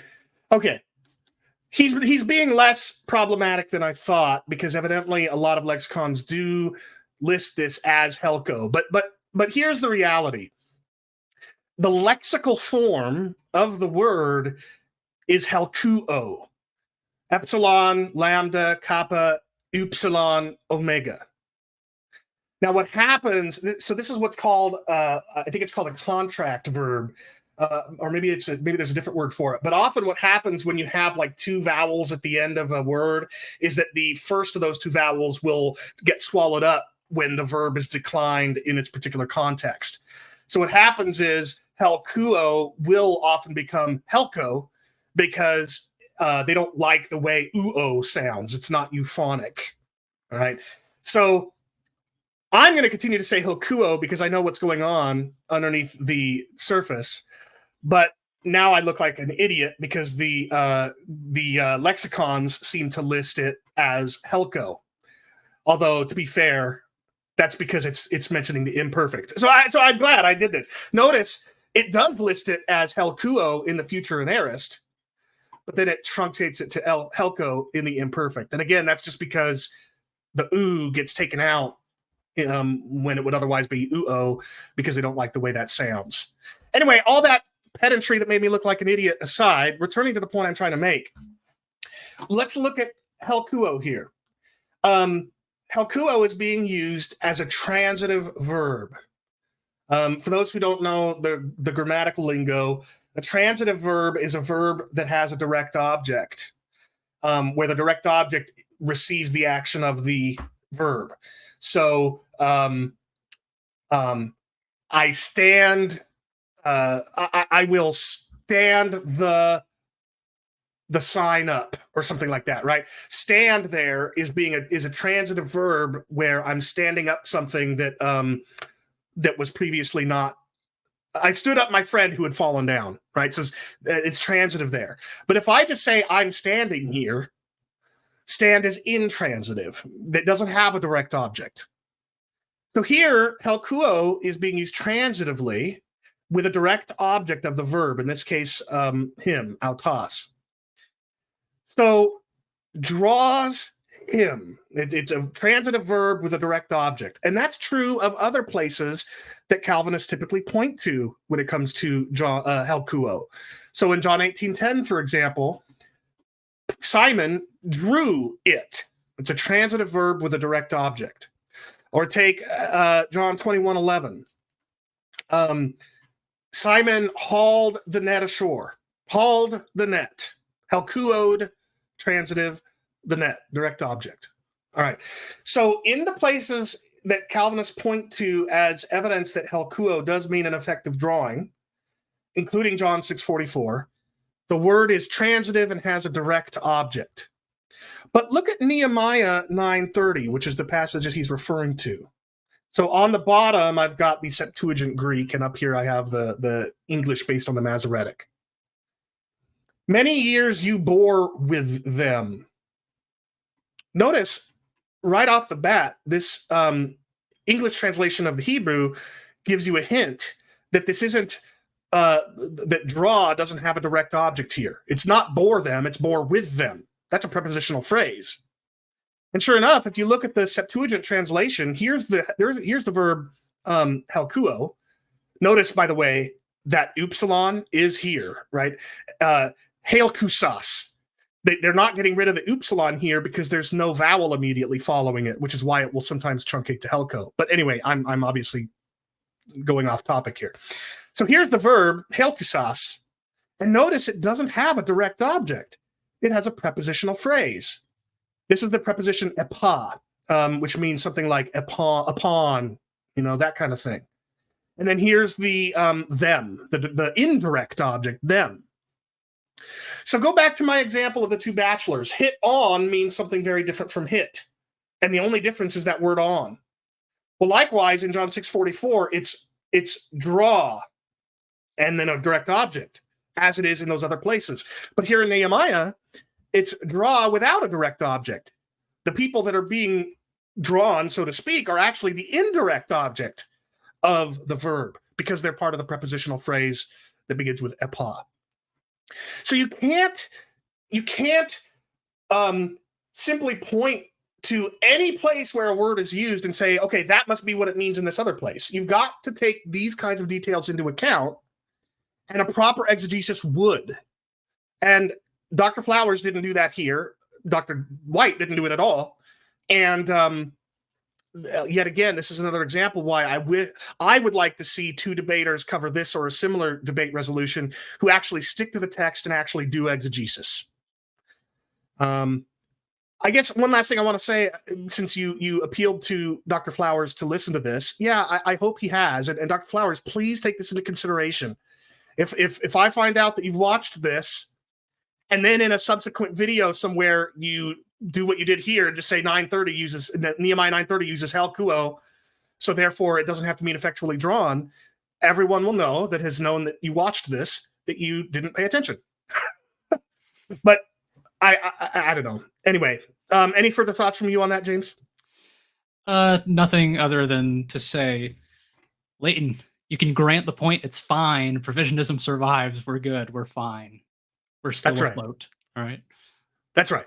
As I've been saying, even if I'm right that, or likewise, even if I'm right that this passage isn't proof text for Calvinism, that doesn't mean that Calvinism is false necessarily. And in the same way, if just because helko does mean effectual drawing doesn't mean that provisionism is wrong about this text.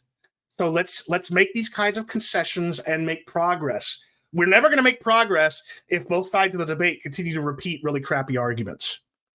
All right, we have one last clip to do. We've been doing this for a little over 3 hours, and we have one last clip left of Leighton's opening. So let's listen. John 12:32, as was brought up, if I'm lifted up from heaven, Jesus says, if I'm lifted up from the earth, I will draw all people to myself. Now notice, I agree with Dr. White, that is a different context. I think Arminians, some of them make mistake by trying to loop these together and make them as if they're the same setting or the same drawing, because they're very different. Back in John 6, the Father is specifically drawing Israelites who had previously listened and learned from his teachings through the prophets and through the scriptures, and they are being drawn to believe in the Son. But in John 12, Jesus is doing the drawing, and he's drawing everyone to himself by the gospel. both Jews and Gentiles. As Paul said, the gospel goes first to the Jew and then to the Gentile. So the bride of Christ, after the resurrection, is the means by which the gospel goes into all creation, drawing all people to himself. So this sounds to me like Dr. Flowers is actually agreeing with what you said you'd wish he'd agree to earlier, namely that that it doesn't mean quite the same thing, and that draw all men doesn't necessarily mean draw all individuals. It sounds like he might be conceding that. And if he is, I wish he would just be honest that he didn't always do so. Right? He makes the claim that some Arminians don't acknowledge that, but he himself often hasn't acknowledged that. Now, maybe he's changed, if I understood him correctly, and I might not have. But here's the reason I play this clip. I've said now several times that what Jesus says at the end of John 5 might inform a meaning of John 6:44 and 65 that is something like, no one can come to the Son unless they truly love the Father and believe his testimony about Messiah in Scripture. I think that's a very plausible understanding of John 6:44 and 65 in light of what Jesus says at the end of John 5. But that does raise a number of important questions, including this one. How then would that apply to non-Jews since this time? Or even to Jews 20 centuries later? Well, Dr. Flowers here, I think, actually offers a plausible answer to that question. So in John 6, Jesus is talking specifically to Jews who, in order to come to the Son, must be drawn to him by the Father, and therefore only those who truly love the Father and accept his testimony in Scripture will be drawn to the Son. But in John 12:32, it's not the Father doing the drawing, it's Jesus. And Jesus is saying that after his death, resurrection, and ascension, he will draw Jews and Gentiles to himself. So perhaps then John 6:44 and 65 might apply specifically to Jews in that day and age, that generation, the generation that Jesus speaks of in like Matthew 24, right? This generation will not pass away, blah, blah, blah. It could be that generation that he's talking about of Jews who are largely being hardened by God because of whatever reason. And it's only that remnant that has been disciples of the Father, of Yahweh, who are therefore being given to the Son. But 20 centuries later, anyone can come to Jesus without already being disciples of Yahweh. That seems plausible to me. What about you? Yeah, that sounds plausible to me. Now, I wonder though, does that just mean that John 6 is irrelevant today? Or might we be able to explore possible applications that from the text that don't necessarily require the same context? So, for example, one of the things that Jesus said at the end of John 5 is that these people seek glory from each other rather than from the Father. So maybe one could extrapolate from John 6 that there's a particular kind of mindset or a particular posture of the heart that is a prerequisite to coming to Christ. And Calvinists are going to say that that posture comes about one way, non-Calvinists another. But either way, that posture has to be in place in order for somebody to come to Jesus. And that was true of these particular Jews then, and it's true of any Jews or Gentiles now. Maybe we could make that extrapolation. But the point is, the specific claim that one has to be a disciple of Yahweh before they can come to the Son might be restricted to the Jews of that day. What do you think? Yeah, I think that makes sense. I'm on board with that. Well, those are all the clips that we prepared from their opening statements. And but before we move on, I just want to back up a little bit. So could we replay that clip? Yeah. Okay, and before you do so, what was it that you understood Leighton to have maybe conceded? Did you understand him to be conceding the? Well, when I first prepared these clips and our notes, Yes, I thought that what he was conceding is that the all men here is every kind of person. But then when we replayed it, I realized that isn't necessarily what he is conceding. He may simply be conceding that the contexts are different. That's what I think is going on. Yeah. Yeah. And so, yeah, maybe your appeal to Dr. Flowers and other provisionists needs to be repeated. Do you want to make that appeal one more time? Yeah, sure. Before I do that, the reason I don't think he's making that concession is because then why would he have brought up Nehemiah 9:30? You know, there'd be no, if Leighton believed that all in verse or John 12:32 referred to all kinds of people, then he wouldn't need to defend his previously held meaning of Helkuo. So I don't think. Gotcha. Yeah. Um, so yeah, yeah. So your appeal to your fellow provisionists is just you can grant that all in John 12:32 and perhaps several other places means all kinds rather than every single individual. Yeah. And that can be conceded by the provisionist without having to give up a provisionist reading of John 6:44. Yeah, that's right. Yep, and I agree.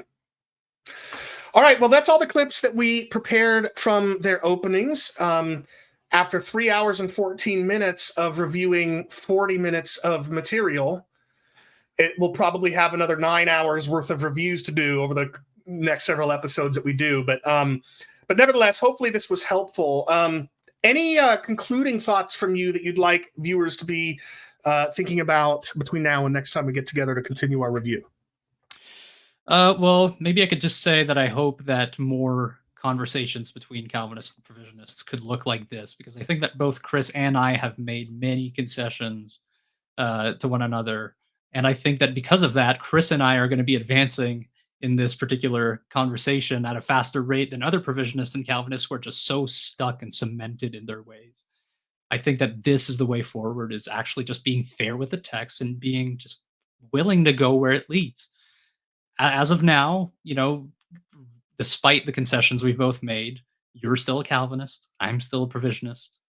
And so, you don't need to be afraid to make these concessions. Like I said earlier, Provisionism right now is still fine. It's still afloat. I think Chris's view is also internally coherent. Of course, there are some things I would not think that's the case, but the point is, he's made concessions. He's still a Calvinist. I've made concessions. I'm still a Provisionist. And I would invite other Calvinists and Provisionists out there to be willing to change their minds on certain readings of certain texts. Yeah, I will echo that, but I want to take it one step further and say that in principle, we should be willing to go into the discussions that you're talking about, open to the possibility that there will come a concession that requires us to no longer identify as whatever view that we happen to hold right now. Of course, yeah. I'll admit that, yeah, it's scary going into discussions like this and being challenged in such a way that makes me think maybe I can't be a Calvinist anymore. But so what, right? Let's say that I'm right with what I offered at the very beginning of the show, that probably, or at least possibly, the right answer, the biblical view, is something that is not straight down the line Calvinism, Molinism, Provisionism, open theism, or Arminianism. What if it is something that incorporates some truths affirmed by each of those views? Now, of course, it wouldn't be able to do so in a way that's internally inconsistent and all that, but the point is, I would like us, and I'm talking to myself here as much as anybody else, I think we should go into these kinds of discussions not with an eye toward defending a Calvinist view of a text or whatever, but rather trying to identify which truths affirmed by the various views are supported by texts and which aren't, and what might a view look like if it has some truths affirmed by Calvinists and some by Provisionists, and excludes some things affirmed by Calvinists and some things by Provisionists. The resulting view it may be the truth, but it won't be what we're so often just trying to defend. I think that kind of posture toward getting at the truth is more important, is going to be more fruitful than a posture of trying to defend what one already believes to be the truth. So I guess that's my exhortation to viewers and to myself, is to go into these discussions and these debates with an aim toward getting at the truth rather than proving what you think is already true. Does that make sense? Yeah, completely. Yeah. All right.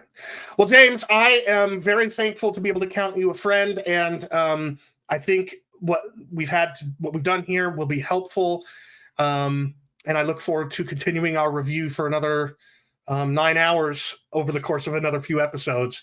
Any parting words from you? I guess subscribe to my. Did that, didn't I? Oh yeah. Tell us about your YouTube channel. Sorry. Yeah, so I have a YouTube channel. It's a small one called Study is Key. I'm sure Chris could maybe link it or whatever, as YouTubers usually do. I have like 42 subscribers now, so again, it's tiny. There are not many videos on the channel, but there are videos on the channel. By the way, some of which, going on a tangent here, I look back on and I disagree with certain things I've said. And now I'm conflicted. We all do that. I'm like, do I delete it? Do I don't know. But yeah, so Study is Key on YouTube. Coming up next, I'm going to be recording a video responding to a Roman Catholic called How to Be Christian. He recently put out like a 1 hour and 37-minute video on what does eating Jesus's flesh mean. And I'm going to be offering a Protestant answer to that question, because I also think that many Protestants offer pretty weak reasons for taking it to be a metaphor, even though that's what I think it is. I think the reasons offered are often bad. And so I want to offer a better case and take him up on the challenge, because he did directly challenge me. Well, I look forward to that. I hope viewers will check it out. I will say, I find the Roman Catholic argument that I've come across anyway to be pretty weak as well. I remember I was reading one book years ago where the Catholic author said, well, yeah, sure, Jesus sometimes uses these metaphors, but that's when the metaphor, the truth the metaphor is meant to capture is in some way similar to the metaphor. So yeah, Jesus isn't literally a door, but he is like a door in certain respects.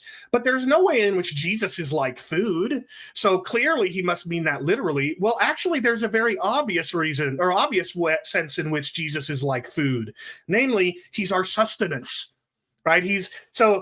Anyway, I find the Roman Catholic argument to be pretty poor. But I'll be listening with interest to what you have to say in response to that.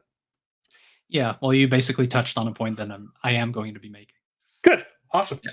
All right, James, thank you for your time today. I'll look forward to next time. Yeah, me too.